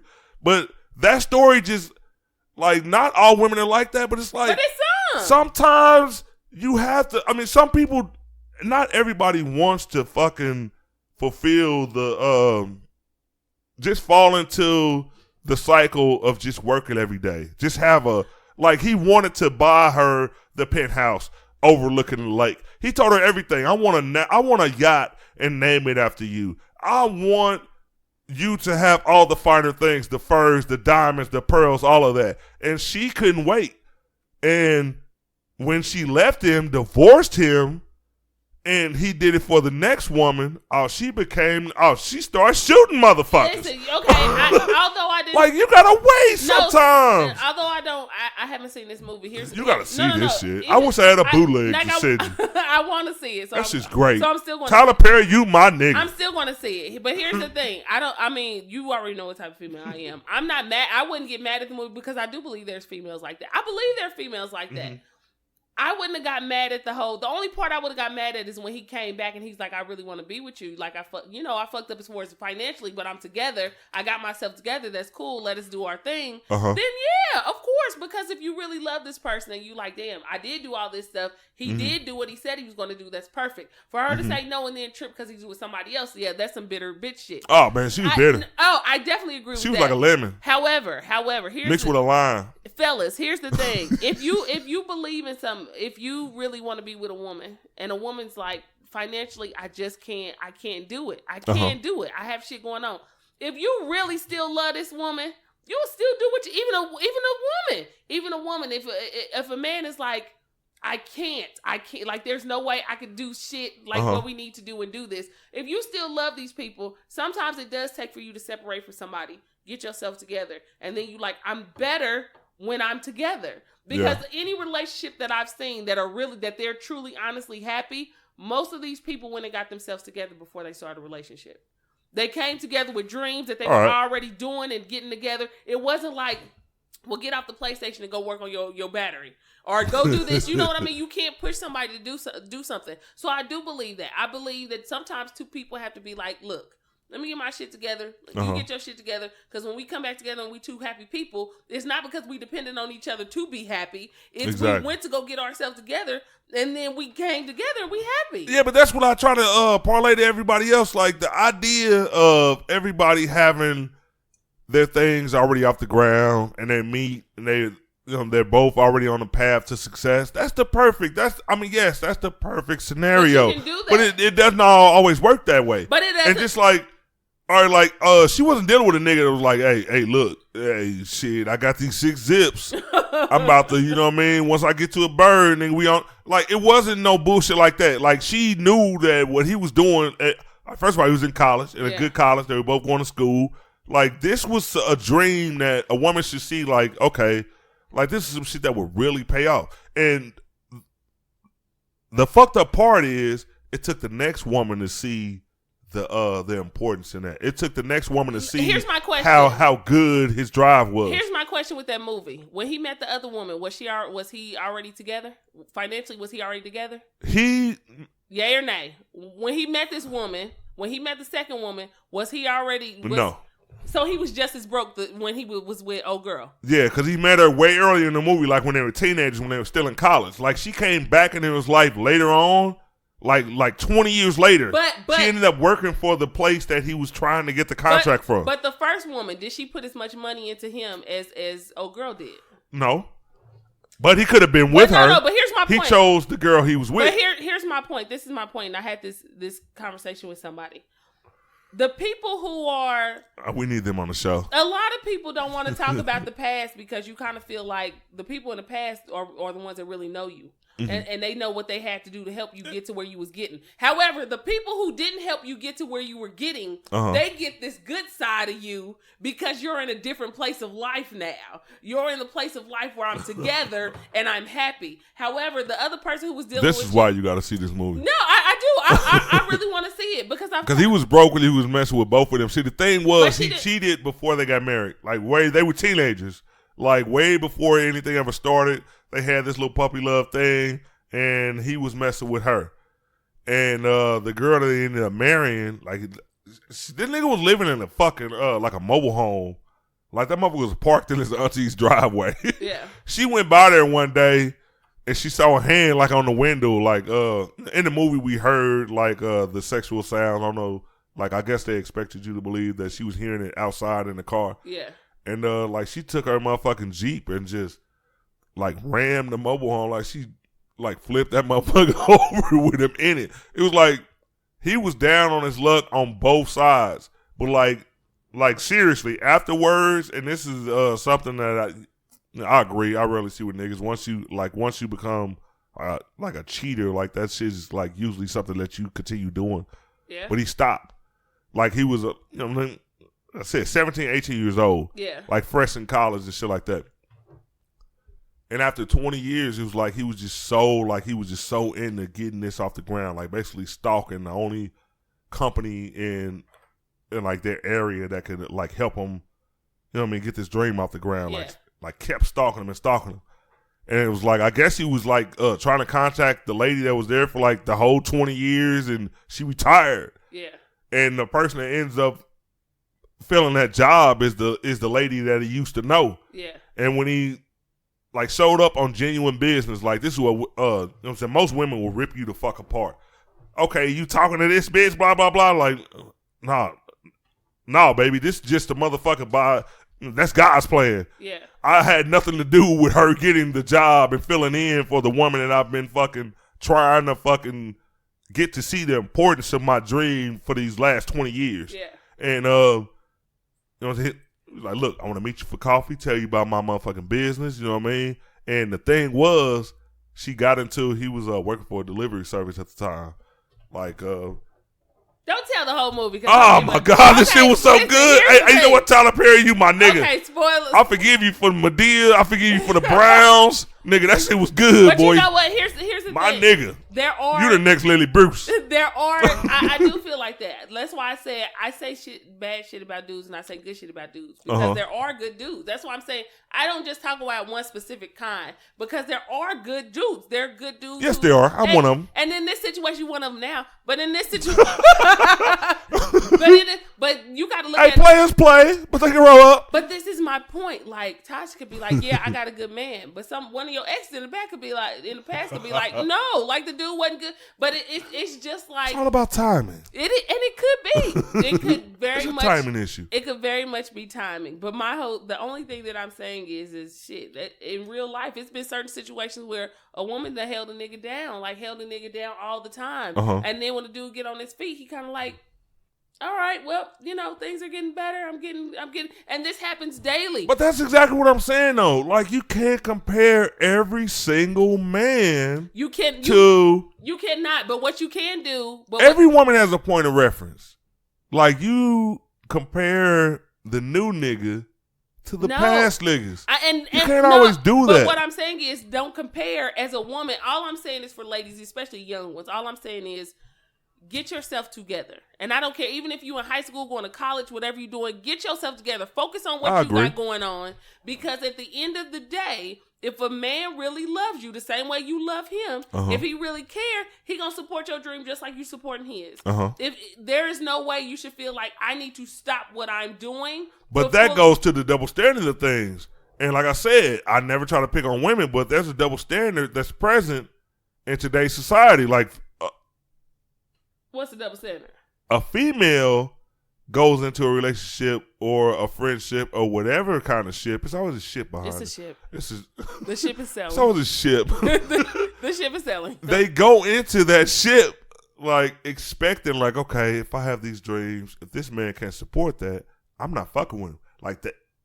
Y'all come into that from the start. And some people if this man can't support my ship, if this nigga can't keep my ship floating, I'm moving on. But if a man is dedicated to what he's the lies. No. Do you know how many rappers that a woman still go around still sending? Y'all old as hell. Don't be fucking with these rappers. Sending this flyer out, supporting, being at his shows and shit, dancing and shit with the nigga, like, rapping every song and shit. And I'm not trying. Why you had to go there? Listen to Big she like the hype man. Y'all should see her dance moves. And I'm not trying to say anything. If you want to support your dude, However, if you over here, you got a vision and you like, damn, I really want to be an RN. But shit, I can't really focus because shit, I got to make our money so we could go ahead so I can keep helping pushing out CDs and shit. Exactly. A person should be like, well, we should be able to do this together. You should have time to go to school and be an RN and do what you need to do. And I should be able to do what I feel like that is the sacrifice that you have to make. Then we should be able to do it together. It shouldn't be like, well, let me get you together and then let me get you together. Because if you never get together and you like, well, you know what? 10 years later, I don't even feel like doing this shit. It's like, nigga, we wasted all this time. You trying to figure out. So I agree with that. Support both sides. Both sides. Do you support Tasha? It just Tasha supports you, and yes, she's like, I agree. She supports me every step of the way. But the thing with Tasha is, I'm not gonna say that she doesn't have like other goals, like, but she's not the type of. I'm the type of person that like I want the type of goals that most people see as like not as easily attainable as like everyday things. Like some people like have I want this promotion in my job. I'm like 5-6 years away. Like she's more of the corporate thing and I'm more of the like fuck work, fuck a supervisor. I want a motherfucker. I'm the one with the get rich quick schemes. But one thing that he didn't do in the movie, like he didn't like as you were pursuing your dreams, he didn't compensate for what a husband. He didn't adequately like produce as a husband should. Like he didn't do that. Like I'm the type of person like, yeah, I pay my own bills. I'm not gonna ask you to pay my rent while I try to get this podcast off the ground. Yeah. I'm not gonna ask you to do anything. Like I pay all my own bills, but she knows that the only thing I will sacrifice, like I won't ask her to sacrifice any money to fund my dreams. I may ask you to say, okay, yeah, we're together. Yeah, we might not be able to go out every once in a while. I mean, every weekend, like normal couples would, because I'm focused on trying to do this. But that's the only thing she sacrifices. Maybe a little time, so she has to exhibit patience with me. But time and no, I'm not asking for no money. Time and travel. but did you just hear what you just said? You basically said, even though you're trying to start a dream, you're still funding that dream, and while you're still with your woman, and she may have to sacrifice time. But other than that, like as far as sacrificing, like I need you to put this down on this, or I need to, you're not doing that. So what is the problem with dudes doing that? With you saying, I'm trying to build a dream, or females too, I'm trying to build a dream, but I know that this dream still has to be funded. Like I know that I still need to do this or I still need to do that. It may take a little longer and it may take time and effort. And for me being on both sides, because I love media, I love podcasts, I love doing all kind of stuff like this. However, I am also on the corporate side. I would like to go ahead and get my master's in accounting. That is hard. A corporate side ain't just like, oh yeah, I just follow these rules and then I step up. That shit is not like that. That shit is a lot of time. It's a lot of effort, especially if you really want to get to where you're going, or you got somebody saying, oh, well, you need to go ahead and take classes, or you need to go ahead and do this if you want to get here. That is time and effort. School is exhausting. So another person that's may not be on the same level as doing the same things that you're doing. However, that shit is hectic too. Like that is crazy. It's mad dumb. I looked at a point of like, where do I want to be if I did the whole accounting thing? Where would I be in 5 years? And it's like, I got to put in a lot of time to get there. And I got to put in a lot of time to do this. However, I'm willing to do it. Yeah, and that's just the thing too. Just like you just said, like you just mapped out your goals. And like, I want to be able to be with a person that says, okay, I'm sitting here evaluating my life. And I'm sitting here weighing out my options. I'm like, okay, this could make my life better. This could help me make $50,000 more. Right. Like I love those type of people. I think when two people get together and they both have dreams, it's like it works out better because you can understand those dreams. Yes. A lot of women don't, and I'm not just gonna put it on women. A lot of men, like some men, like have no goals. Some men will say, "Shit, I got a $20 hour job, nigga. I'm gonna retire here." Yeah. Like nigga, $20,000. I mean, $20 an hour ain't. Like, nigga, you gonna have to bust some overtime, nigga, but if you really want to fucking, like, really succeed in life. So this is what I'm saying, too. So when a person says, I dislike when a person does that. I dislike when people say, well, damn, at least he's trying to do something. He's telling you what he's doing. I hate that shit. If you know what type of person you want to be, and I'm not trying to say there's anything wrong with somebody who's content, who's like, I make $20 an hour. This is what I want to do. Get with somebody who's on that same level. Get with somebody who's like, I'm okay with this too, and this is what I want to do. Or if somebody says, no, I want to push the envelope. Like, I really want to get up here. I want to do this. I want to do that. Yeah. Then you need to be with somebody who has the same type of drive as you because they understand where you're coming from. And they're like, if we don't have time together all the time, I understand because I'm on the same level. Mm-hmm. I'm doing the same type of things that you're doing and you understand. Mm-hmm. Nothing is wrong with that. So when somebody, like, if it doesn't work or a person says, oh, I couldn't stay with him or I couldn't stay with her because they were not trying to do exactly, what I'm trying to do. Stop talking about these people and calling these people stupid and calling these people dumb because I never said that. No, I'm not saying that you do, but I see a lot of people do. Like, you could have had a good man or you could have had a good woman and you like, I could have, but at one point in time, I'm probably going to be miserable and there's going to cause a problem in the future because that is not what I want to do or that's not where I want to be. That's why you have to talk about it in the beginning. I'm one of those people, like, I'm real deep on I'm real sold on, like, getting a person that's better than me. Because I know, like, I'm one of those people, like, I think if you get somebody that's, and the reason I say better than me is because, like, okay, you get somebody that's, first of all, if you're building, and you still level 0, but you really believe in yourself and, like, you can, like, you know what I'm saying, like y'all chicks say, you got the receipts, that nigga, you about to, you know what I mean, you moving up a little bit. Like, you want to get somebody that's like, okay, look, all right. You know what I mean? I see you feel this way about me. You're doing your thing. I'm willing to, you know what I mean? Let's get in, you know what I'm saying? Y'all get in a relationship, however y'all talk about it, however y'all introduce it to each other.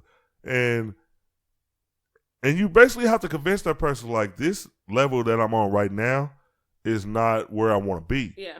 You know what I mean? I want to get here.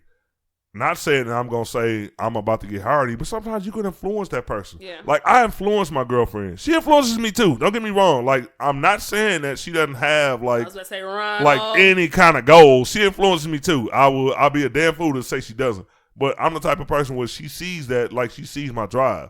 Like, she saw me go from having nothing, like, not having shit, not having a fucking car, not a ride. Like, even when we going on a date, I might even have enough money to pay out my shit. Hey, I got the meal. You got the tip. You know what I mean? She sees that. But she saw me go from, like, level 0 to level 5, and she knows I want to get to number 10. And she supports that. Like, even if she has to supply, like, financially, I'm not going to say, you know, she's overly ready, like, yeah, nigga, I'm willing to fucking dump my 401k into your punk ass. Yeah. But, you know what I mean? How much? How much? What's the percentage? I don't want to push over. I want somebody to say, okay. I just want to be with somebody like, okay, this nigga's trying. I see the progress. Like, every day, like, this nigga is working towards this goal. So, the point is, and why I talked about so many women who said, because when the movie came out, I'm going to go back to Acrimony, it was like, all the females like, yeah, I want to go see this movie. Hell yeah. Because it just, from the trailers, it just seemed like an ain't shit nigga that's cheating and he did it wrong. But he didn't. But I love that. I love the fact that that's what made everybody go see that shit. But the nigga, like I said, good solid brother. Good wholesome brother. You know what? We're going to have to listen to this for a whole month. Good wholesome nigga. I fucks with Robert. We're going to be like, even after she did everything she did to try to bring him down, this nigga still tried to save her life. But here's the thing. But what's the difference? Like, dudes talk about bitter bitches all the time. Like, that's not. There's no. I guess that's because they wear it on their sleeve. And not only that, women they wear it on their triple fat goose. Women will talk about. I see so many women, and I'm like, women need to unify. Like, if you see your friend doing something stupid, don't help her. I mean, if you dumb too, you gonna help her. Not all women need to unify. We do not need to see a bitter fucking episode of Power Rangers. You need to listen. Talk about. Check his phone. Like, no, we don't need that. You know what? Yeah, women need to unify because sometimes it's just that you have to surround yourself, and that's what I meant by on my Facebook page. Like, I got tired of seeing people talk about the same shit, or dudes who talk about black females all the time, be like black bitches, and it seems like they praise another race. I delete. Yeah. Them I delete. You got to fucking go. You got to go because that's not what I'm on. And for you to promote like that's what black women do. It's telling other races like, yeah, that's what. So you helping that shit. Like, you helping that. And I don't believe in that. Instead of you just saying positive, just like men. I have a lot of friends who are like great black fathers. And I tell them, like, even online, wherever, like, you are, I shouldn't have to hand clap you, but too bad this how it was. There's nothing wrong with hand clapping them, no. Praise them. Yeah, but the only thing about praise, that's like praising somebody for being a good woman. You should be a good woman. You should be a good person. Period. At the end of the day, you should be a good person. We should all be good at something. However, all of us are not good people. So sometimes you do. So that's why I think that you should praise those people, because it goes unnoticed. But and a lot of people who's like, okay, I've been this great father, I've been this great mom, I've been this great godparent, like they don't get the praise. If you like, and social media is so vital to the way we communicate, and it's like the center of everybody's conversation. It's like the only people who are getting talked about is the people who don't do shit. But the bad fathers, the bad mothers, the fucking deadbeat everything. It's just like you don't see the praise for the people who are coming out doing what people will say, okay, you're supposed to be doing that. But we don't get any credit for that. But you know what? The only thing that's wrong, because I'm a great uncle. I don't have any kids, but I'm a goddamn great uncle. Why the fuck we ain't got an Uncle's Day? We got a grandparents' day. My brother's a great uncle too, so I can't. You know what I mean? Like praise him for that. He is. But you know, I'm a good auntie. Mm-hmm. It's just like how the person that you are. You be a good person. You're gonna be good in most things, in most situations, because you just got the heart to be a good person. But there's a catch-22 about praising people. Once you praise somebody, they feel like, some people, not all people, but some people feel like I'm an arrogant ass uncle. Yeah, some people feel like you owe them something because you bring them kids over here so I can give them $1. Because you being good at what you're doing. Me being on the dating scene is kind of like dudes. Like I'll see dudes, especially a lot of black men, who will say stuff like, I got a degree. I have no kids. Like, I have my own apartment. I have my own car. And this is what they'll go to for. Hey, I say that all the time. I got some degree in the bathroom, but as far as like it's roll on, not the spray. What I like. Hey, it keeps you fresh for 24 hours. But no, guaranteed. I say that because you put that shit out there like other black men are doing this, so this is why you should praise me. And it's kind of like, no, nigga, if you drive somewhere, you should need a car. If you are over a certain age, you should have a house. If you like your job or want a career, you should have went to school. Oh, if you don't God. We're going to have to have a whole show on this. I got to say this. Before you even go any further. Those goals, like, people... Men and women look at that differently. A man can meet a woman and we get to know her and she's saying the things that she want to do. I want to be a LPN. I want to be an RN. She might not have a car. She might be catching a bus. We're more adept to say, okay, I feel that. You're a liar. I felt that shit. You're No. You may have me as a man will take y'all in y'all dreams at their infancy stage. Then a woman will take a man. Say me. Listen, I said that on somebody's page. I've seen so many men say this is the woman that they would like after they get out of a relationship. Don't bring up the rappers. You're talking about real careers. No, not the rappers. I hear a man say, I literally seen like 3 men keep hitting the mic. Sorry, y'all. I literally seen like 3 men post this, like, hold a nigga when he down. Hold a nigga when he down. Yeah, right? Hold us down. However, not literally. On the next post, like a week later, nigga was like, yeah, like I like a woman who's in school. She ain't got no kids, or she only got like 1 or 2. Or she got a good job, she got a car, she paying her own bills, shit like that. Motherfucker, if you want somebody to hold you the fuck down, how you got requirements? I don't understand what the fuck is going. But that's for anybody. If a woman don't got a pot to piss in, or she's, no offense, ladies, I'm sorry, I gotta say it, because when you say I get it out the mud, I get it by myself. Well, if you asking the government for shit, you're not getting it by yourself. You need some help. You got some help. It's help. So you cannot say. You got an orange hand helping you. But literally, which is why I said when I was going through my situation, I'm kind of like, I don't want to start dating because I can't make requirements on somebody else that I ain't got. You know what I mean? I can't expect you to do certain shit that I'm not doing. That's dumb for anybody to do. So I'm not going to do that. However, now I can. Now I can be like, bro, what? I got it. All right, but I gotta say this. See, this is the thing where I go back to double standards. A woman can map out all types of requirements that she has for a man.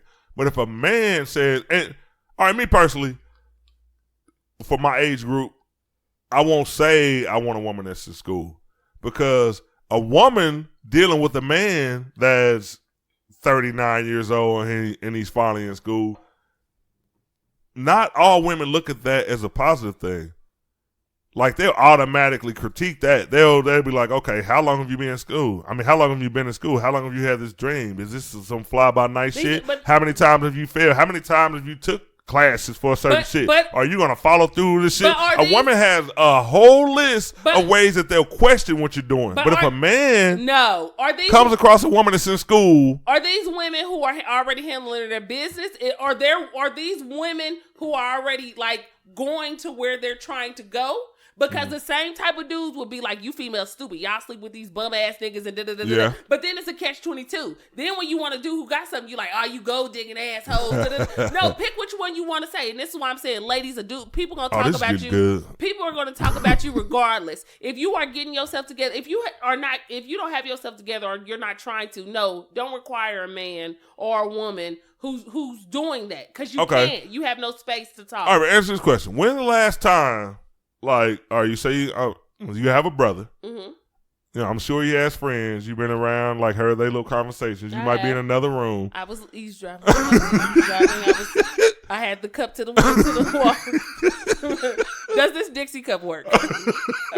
How many times you actually heard men sit there and say, okay, if she ain't driving a motherfucking Benz, if she ain't, like, living in a 4-bedroom house with no kids, like, if this motherfucker ain't in Miami for Memorial Day, it's like I haven't. The expectations of women are drastically different from men. But we don't. Like, we just, like, really, men and me speaking as a man, like, we want somebody, like, we look for loyalty first.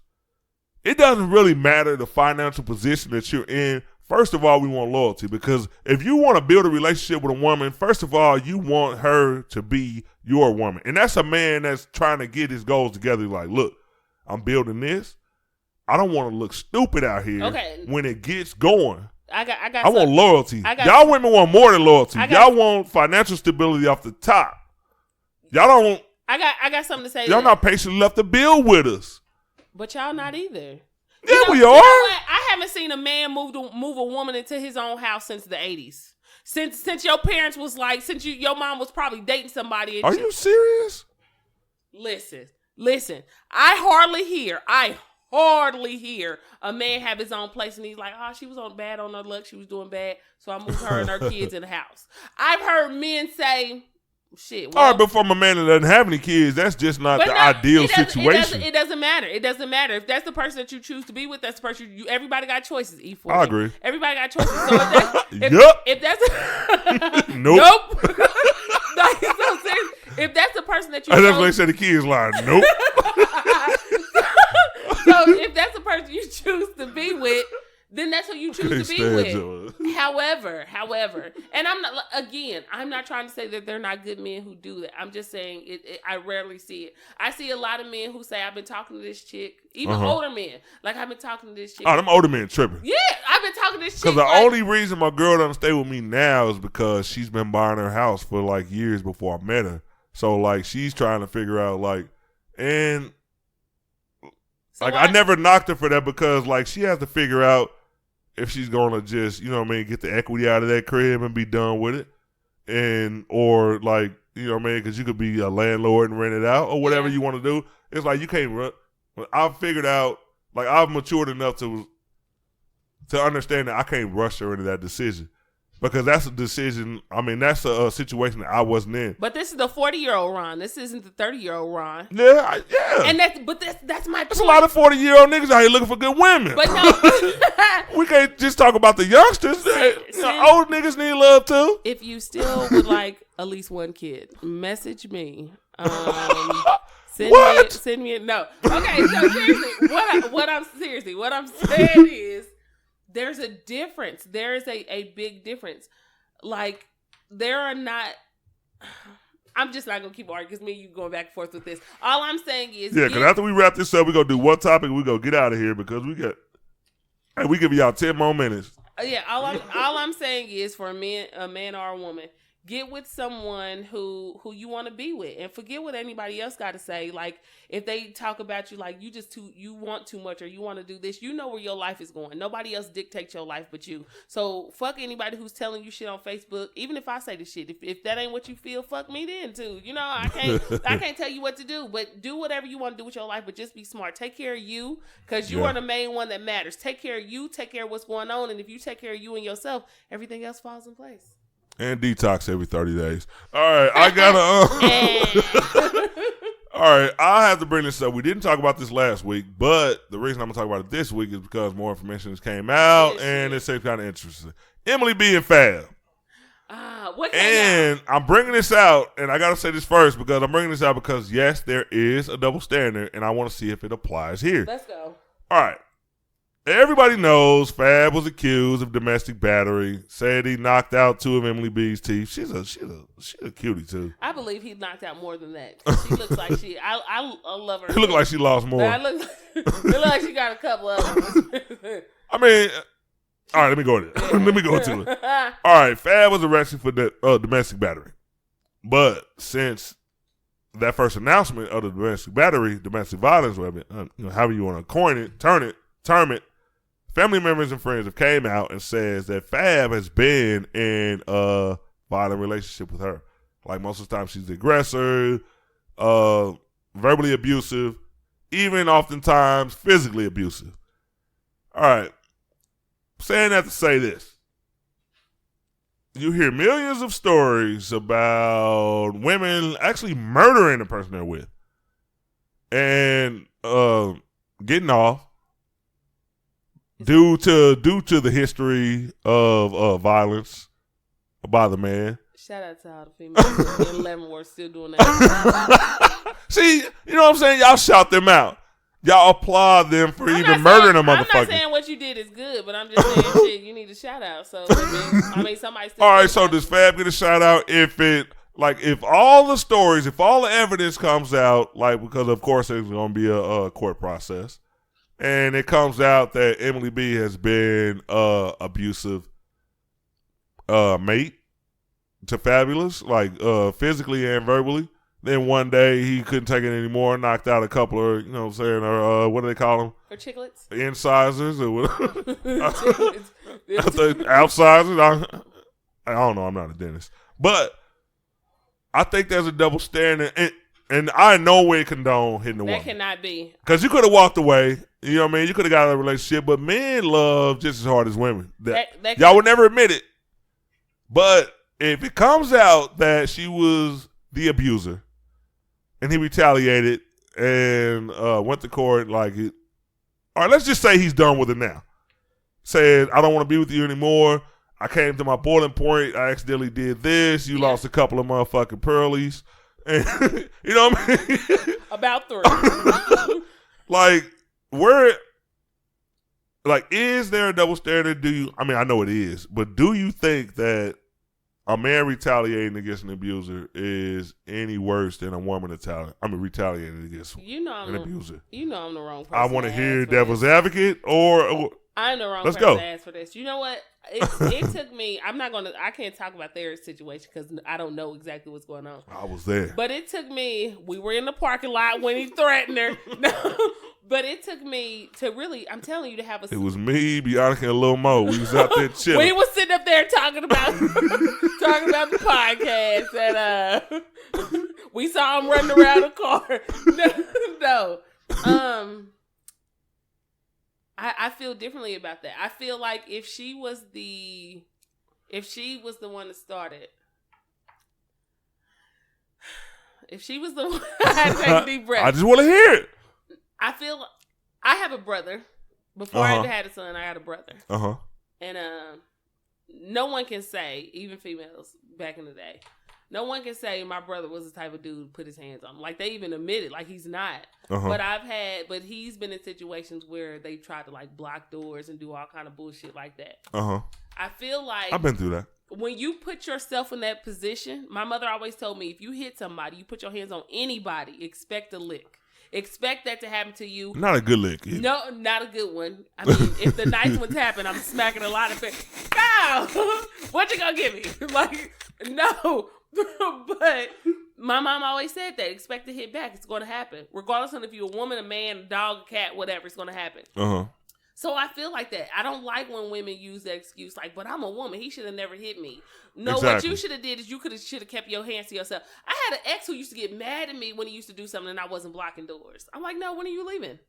I got something else going on. Like, I'm ready for you to go. Yeah. I was not the type of person to And the do sad that. part is a man feels that you don't love him enough. Like, if y'all have a fucking, I ain't gonna say a scuffle. It doesn't have to be a violent exchange. But if y'all have an argument and you say, all right, you know what, motherfucker? I don't know what word he might call you. He might say you punk motherfucker or bitch. I've never been called a bitch in the heat of the argument. I swear to God, I haven't. All right, well, that's good. I can respect them. But a lot of men do, like, and the sad part, I'll admit it. You know what I mean? I never try to hide, like, what goes on because I'm a man. Like, but sometimes you at least want, like you ain't got to put your whole body in front of the door, but grab the doorknob. Stop acting up. Sometimes it might not even be us all the time. Y'all always put that on us. You know what? And that's what I'm saying. If it was just an argument and you just like, I need to get some air. Or even if she was like, I need to get some air. Let that person go. Like, go get some air. Because what's going to happen if you don't get some air is going to be way worse. So I'd rather you go ahead and go and do what you need to do opposed to me and you sitting up here arguing.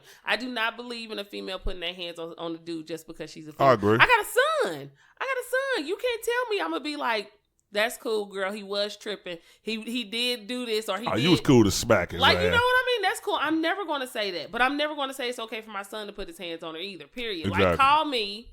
Call whoever. We'll do whatever we need to do. But, like, no. I'm coming to beat his ass, but don't you touch him. Listen, I'll be right there, okay? and I feel that. I believe that. So, in their situation, she's been with this dude for a long time. This is not the first time they had an altercation. This is probably just the first time they caught it on tape. But this is not the first time. I've never been in an abusive relationship, so I don't know how that goes. So I can't speak for a woman on, like, you know, why do you stay? Or even a dude, like, if you know this woman is crazy, and this is what I meant. Even if a dude's saying a woman is crazy, you got a choice to leave too. Yeah. Just like the woman got a choice to leave. So if you sit up here and you stay in this situation, then expect what's going to happen. Yeah. Expect what's going to happen because you continue to deal with this person knowing that it's a toxic situation, especially if you got kids. Mm-hmm. So now your kids see this and you training them to do the same thing in return. Like, what the fuck? She's showing signs that she may have been abusive. Now she's protecting him. She's been doing She's going back on her word. You haven't seen like Love and Hip Hop when they first came. I mean, when it first came I out. stay away from Love and So, Hip Hop. well, I'll tell you because I was cool because when Chrissy came out swinging, I was like, this bitch good. But no, okay. So in the beginning, when they first found out who Emily was, nobody knew she was dating Fabulous. Nobody. Like, they were like, who is this chick? Yeah. And she had been dating this dude for years, had kids by this dude. Mm-hmm. Sign one. No one knows who you are. No one. No, go. No one knows who That's not a sign. A sign of what? But no, Emily was known. Emily's known. She's a designer. Like, she wasn't. Is she? Yeah, she wasn't just like somebody who's just she's like. She's cutie, too. She's pretty. And pretty dumb. Hey, somebody tag Emily in this podcast. Pretty dumb. I'm sorry, Emily. Pretty dumb. I'm just kind of like this. Dude, nobody, and she was crying. She would cry on almost every episode. Fab did this, he did that, he did that. And see, that's why I don't watch that. Y'all make it look so bad. But Chrissy is like, but no, because people were saying that too. Hey, but you know, a lot of times the abusers cry. I've known someone, even friends in the past, like they be fucking up all types of shit. Listen, they'll cry in front of you like, man, this bitch did me wrong. Listen, Emily, a nigga, you uppercutted her. I don't know. I don't know. This is what I do know. I know in the beginning of the show, Emily was a punk. Now, if you told me Chrissy was whooping the shit out of Jim Jones, I'd be like, I believe that. Like, I believe she whooping that nigga ass. Yeah, she got some broad shoulders. You know what I'm saying? And she got some hands on her. Yeah, she does. She got some hands. So I'd be like, yeah, that sounds about right. I don't. It's yeah, not. She got that little piece of sausage on her nose too. Shut up. I knew she was strong. Shut up. Here he go. But there is a sorry, Chrissy. There is a double standard because everybody was taking up for Rihanna when that whole Chris Brown situation went down, and then when it came out, like she was putting her hands on him. And I've heard podcasts and different radio stations of people talking about, oh, now he want to say something, but it could have been he really wanted to protect her. He didn't want her to look bad because he didn't want her to look bad. So I'm kind of like. Y'all don't give us that credit when we try to do that, though. What? Like, when we try to, like, a lot of women, like, they try to protect their abusers. Shit. Niggas talk shit on me all the time. Well, you know what? I wish I had. No, that's a lie. I had one rider. Shout out to you. You know who you are. I had one rider who would be like, I don't give a fuck what she do. And I ain't saying nothing. Like, hey, like that's who I need to be with. No snitching over your car. You know what I'm saying? No snitching. But other people be like, oh, she did. And it be lies. I'd be like, damn, I did that shit. Like when? Like I wish I was there. Oh, you forgot that you flew into a drunken rage with this nigga? Like, she did the windmill. I've never done the windmill. Like, when did this shit happen? Like, seriously, I do. Oh, shit. So I don't think that's right. I don't think it's right for a woman to just cry and be like, he should have never touched me. You should have never touched him too. The safest thing you can do is keep your motherfucking hands to your motherfucking self. That is the safest thing. I agree. And you know what? And I will admit this. Like, and that's why I love being in relationships so much. I made a post yesterday about the dating scene as far as a man's point of view. It's like now I would never want to be single again. Like, never. It's exhausting. And I was being funny with it, but it was halfway serious. Like, now when you take a woman on a date, it's like you don't know if they're like looking for a significant other, or if they're like looking for a relationship, like they're open to that, or if they just wanted to get some, bite to eat. Like you never know. Like, I'm done playing those games. So as far as arguments and things like that, it's like I'm always to blame. Like, we've been together for a long ass time. Like, officially, as we had a talk, and we shook on it. We had a handshake on it and said, "Okay, this is the day." It's like we don't have arguments. Sit on it. Hell yeah, we cut each other's fingers and shit. You know what I mean? And it's like the only time we've ever had like a little altercation or something like that is if like I go, overboard on something. Like, okay, all right. Like, say if I see a sign, well, that was in the past, we won't do that no more. But like saw a sign, okay, all right, the last bitch told me that what she telling me now. And now I figured, I've found out that she's not that person. Yeah. But like we never had a genuine argument because she doesn't argue. Yeah. And that's why I love her now. Like, I say maybe 3 times in 10 years I've been like, okay, hi, and it seemed like I smell some bullshit going on around here. And she was just looking like, nigga, I'm real. If you want to get on this fake shit, nigga, and I had to get my shit right. So that's why I praise the shit out of her. She's my queen. Like, I don't go back on that bullshit no more because I know, like, look, dude, like, stop trying to find shit. Or not even trying to find it. If something pops up, it's like, dude, that's not her. You can't base your past experiences with your present, mate, female. So, but this is what you. And all that's over. This is why I tell you that. This is what you, and I try to tell you that from a woman's point of view. This is what you have to understand. You have to understand it took you a minute to get there. Oh, it took a long time. But but that's what I'm saying. It took you a minute to get there. So you can't. 40 years. Me and Ray Gibson out there.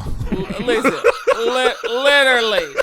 So you can't just think that everything works on your time. Like, you have to understand when people be like, well, or if you make a post like women to get with dudes and da-da-da-da, well, hold on. Maybe they're waiting until he turns 40. Or now, I think y'all should. I suggest y'all wait till at least 35. No, I know some trash ass 35 to up to 40. I know some trash ass 50 who be sitting up at the liquor store all day. That's what they do. I know some trash ass, but it's to me. That's too old. To me, it's not age. To me, it's just finding. I was sitting out the side of the liquor store at 20. Listen, I was there in that long tee. No, it just depends on the person. Like, it's being single. Is it exhausting at times? Yeah. My issue is, though, I don't really go out. Like, I don't take the Me neither. I don't take the time out to date as I should, as far as like going out and saying, okay, I'm a social butterfly. Like, I like talking to people, as you can see. Social butterfly. I'm a Libra. Hello. But no, I do. I like talking to people. So I'm like, on that level, I need to get out more. However, is being single better than being unhappy? Fuck yeah. Of course. And I can contest to that. Fuck yeah. Sometimes of course, but I hate hearing those females saying, oh, I'm single because of all the bullshit that's going on. I'm single because you can't find. I'm like, no. You've dealt with the wrong people. Like, don't be single and say, oh, people who act like they're in a good relationship, they just faking. It ain't nothing but bullshit going on behind them walls. When you get behind them motherfucking walls, them motherfuckers ain't doing nothing but scratching each other in the motherfucking face. Y'all about like, no, you on some bullshit. Y'all about to get mad at me. You about to get mad at me too. But I'm ready. Shit. I'm ready. We got 5 minutes. I'm ready. I'm ready for this shit. It's easier for a man to find a good woman than a woman to find a good man. I don't give a fuck. It is. And I'm going to tell you why. Because y'all There's so many of y'all, though. This is what I was about to say. I was about to say, you can't, and I hear dudes saying, no, it's not, but you can't use that equation of saying, well, it's more women than men. Well, that's basically what a person is saying. Yeah. Like, it is easier. You would get a woman, and I don't, any caliber, you can get a woman who will be like, due to social media especially, I want a man so bad. I want to be in a relationship so bad. I want to be like these people who I see taking pictures on Facebook and shit. I want this so bad that I want a hickey on my neck. Yeah, so I could be like, so people, girl, where you get that from? You know, girl, people will do that. Just yes, bitch. So you would keep a man just to say you had a man. Like, I don't get how people get into relationships and they talk about this dude but they never mention their kids. Because I'm thinking, if I date somebody... I hate that part of it. Yeah, if I'm dating somebody and you got kids, I'm down with that. You know what I mean? Like, my ex, I still talk to his daughter. Like, I'm still cool with that. You know what I mean? Because I at one point, I was there. So I'm still check up on you. I'm still see how you doing. So if, I'll... anyone... No, I believe in that. I believe in that connection. And I don't get how... If you have kids, inbox Bianca. Not too many. She loved the kids. Listen, not too many. Bianca love the kids. Not too many. I said something one day, and my friend got mad at me. He laughed at me. He cracked up. I said, if I date now, well, which I'm out here dating, but I'm like, yeah, I got requirements. So what? Yeah, you should. I have requirements. Like, I don't want, if you eat meat, don't expect me to cook it. Oh, why? Now, you know what you got there for. Nope. And there's a now, hold on. How you going to add some vegetarian shit to the relationship? We already have requirements. There are a lot. You know what? I didn't know until... Oh, my. See, I'm so glad I'm out of the dating game. Listen, I didn't know until I got in this group, but there are a lot of black men who are... I said, look at your old healthy ass sitting over there looking nice. There are a lot. So I said, okay, cool. I can add this one. And then I said, well, I will... If he take care of it, if he got kids... Because I said, I want someone who doesn't have kids. He was like... How you gonna do that? You got a kid. Nigga, so what? It's my requirement. I don't give a fuck. It ain't gotta make sense. And I think it's fair coming from my point of view, because I said I would not get into a relationship with a woman with kids. Not because I don't like kids, but it's like, okay, if I want to settle down with somebody, start new. I want to start a family of my own. Yeah. And I guess, to some people it may sound bad. No. Like, I don't want you to come in with a kid, but it's like, I just want a kid of my own. I don't want to already be raising another kid. And then had it happened like that, I would have went along with it. If I'd have met Tasha, she had a kid, like, and I love her, and she would have been the same. Hopefully she would have been the same person if she had a kid. I'm pretty sure she would. Then I would have went along with that. And then you getting up in age too, so you got. Yeah, I'm getting old. Let me shut up. No, I'm joking. I ain't got time for the stepdaddy. Right, I'm joking. I need a stepdaddy. No, I need a stepdaddy. So I said, okay. So I said, if I did meet somebody, he can't have no kids, and he was like, hey, I'm like, okay, that's my okay. So if he got kids, I want him to be a single father. Can she be out of town? Or maybe she had an accident or some shit like that. What I'm trying to say is... I just think that brings too many people into the relationship. What? I didn't want to deal with baby daddies. I'm not, I used to have, I wouldn't say control issues, but it's just sometimes you feel, like, and I'll admit it, you feel, I don't know if insecure is the word for it, but it's like, if you got your girl, you love her, you in love with her. Like, the next level, we on level 2. And I gotta take my baby off. Oh, this is my baby daddy calling. I didn't want that. Like, I don't want another man to have that. Y'all got kids and y'all pass, but I felt like I should have I should be able to say that I don't want to have to deal with that. I don't want no other man calling you. You know what I mean? This man, y'all got a baby together, and I just didn't. I ain't gonna say.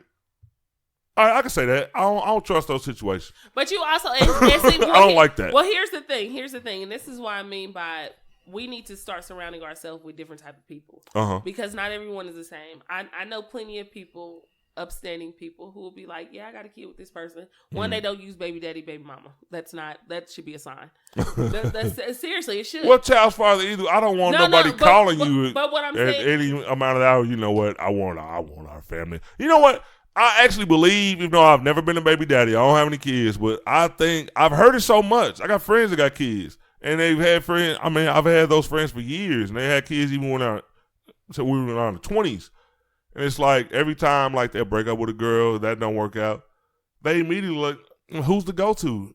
Your baby mama. But you know what? Even though she's with somebody else, you call. I want my family back. I'm sick of this shit. But nigga, I'm in a relationship, and a lot of women like just because it's your baby daddy, you won't just come and like nigga don't call me no more because he got to call you tomorrow because. I know plenty of women who tell their baby their child's father. See. Listen, we got to this other conversation I was ready for. But no, I know plenty of people who have those situations. It's just the type of person, and this is what I mean. It is just the type of person that you are dealing with, that you talk to. Everybody's a woman different. love never goes anywhere. Yeah, it does. Her love doesn't leave. Yes, it does. It might be a little... Unless you have titties. You cannot tell me. Listen, and men got that bad. Women do too. We be like, a man feel like this. I ain't got a dick, so I don't know what a man feel like. But I know what I see. I know what I see, and I know what I've dealt with as far as men You can go. research. Scientists aren't dinosaurs, but they've researched them. Listen, unless you can tell me what a passing clog feels like through Crips, you cannot tell me exactly what All right, well, that just canceled everything. Ron said, I know nothing of the sort. I don't know. But no, I'm serious. Like, you can't. Everybody is different. Everybody is different. So if you have somebody who's like, look, I got kids with this person. We do talk to each other. He does respect the time to call. And I respect his shit. I don't call him out of the blue or call him and say, the kids need this. We know we speak to each other at a certain time. We deal with each other like this. And I know plenty of people like that. Stop hanging out with... Well, you don't have to worry about that now because you're in a relationship. I ain't got to worry about it. I'm cool. Hey, I got to send a shout out to Caleb's daughter on my Facebook page. She just inboxed me. Well, she just tagged me in the post and she said, Cardi B makes music for women who watch Paper Plates. I love you. That is so funny. And I just got another inbox saying you should do another weather skit because it's snowing in April. Me and Bianca will start incorporating skits because we got to figure out. I got a page that has like reached 5.5 million followers this week, and we don't have 1 million followers on our podcast. So we definitely need to come up with a marketing plan. So, send your ideas. Give us some ideas, y'all. Like, I need some ideas. I tapped Bianca up, but she was busy supporting our friend Janelle, and she might be mad at me because I didn't get a chance to come to the show. But shout out to Janelle. She did such a good job. Shout out to Kevin Rowe because he was there. Shout out to, I think it was Tyler. I didn't get his whole name, but he was funny as shit. Thai Food Panda. What's that? His name Ty. He got some grays in his beard like me, old nigga. No. Oh, that wasn't him. He was young. He was young, light skinned. I don't fuck with him. He's funny as shit. He was funny as shit. Sarcastic. I think I met him in another life because he was funny as shit. Who else was there? They said Boogie was there, but he was there in the first show, not the second. Mm-hmm. And I'm trying to think who else was there. It was dollar up hoes while you was there. Listen, it was a lot of people. So shout out to that. In Kansas City, y'all got to do better with support, man. Y'all have to do better with support. Like if we want to like get somewhere, I'm serious. If we want to get somewhere, you can't be crabs in a barrel. You can't be pulling people down. If you want somebody to help you, if you selling hair, if you selling this, if you doing this, exactly. if you doing this, and you want people to support other people. Like I don't understand why people don't understand that everybody has a business. People know me. Even people that know me want support. Like, okay, I'm not one of those people that like will get major on a podcast and say, okay, well, I'm only having celebrities on now. I fuck with who I've been fucking with. I'll be one of those Dave Chappelle type niggas. He didn't let Hollywood just chew him up. You know what I mean? He kept it real. It's like a lot of people want to get things off the ground, but they won't help people. It's like, okay, if this person makes it, we all make it. Yeah. Nobody thinks like that here. So you need to start. Yeah. But I will say, I want to give a big shout out to our guest, Robert Jackson. That nigga was funny. He's hilarious. His nickname is This Funny Guy, and he has so much energy. This nigga only pulled his phone out like 5 times. And for this show, that's great because people either leave that motherfucker out or they check it like 6,000 times in 2 hours. So, man, thanks for coming through. I mean, we could really tell you and Cortez are best friends because y'all both had like hella energy. Like you really came through for the show. Yay. Thank you so much. So much. And for everybody else who's already been on the show too, thank you. We appreciate it. Hell yeah. We're going to have y'all back soon. And the funny part about it was like after Robert left and we stopped the podcast for a second, I'm like, all right, let's do 20 minutes. We only did about another hour and a half. And I gotta go. She has to go. I'm the only one that has no plans. I'm going to edit this show. I'm going to get on Madden. I'm going to wait for my girl to come back because she goes play. I have no idea where she goes when she leaves when we does the podcast, but I love her for that. I know she's not out.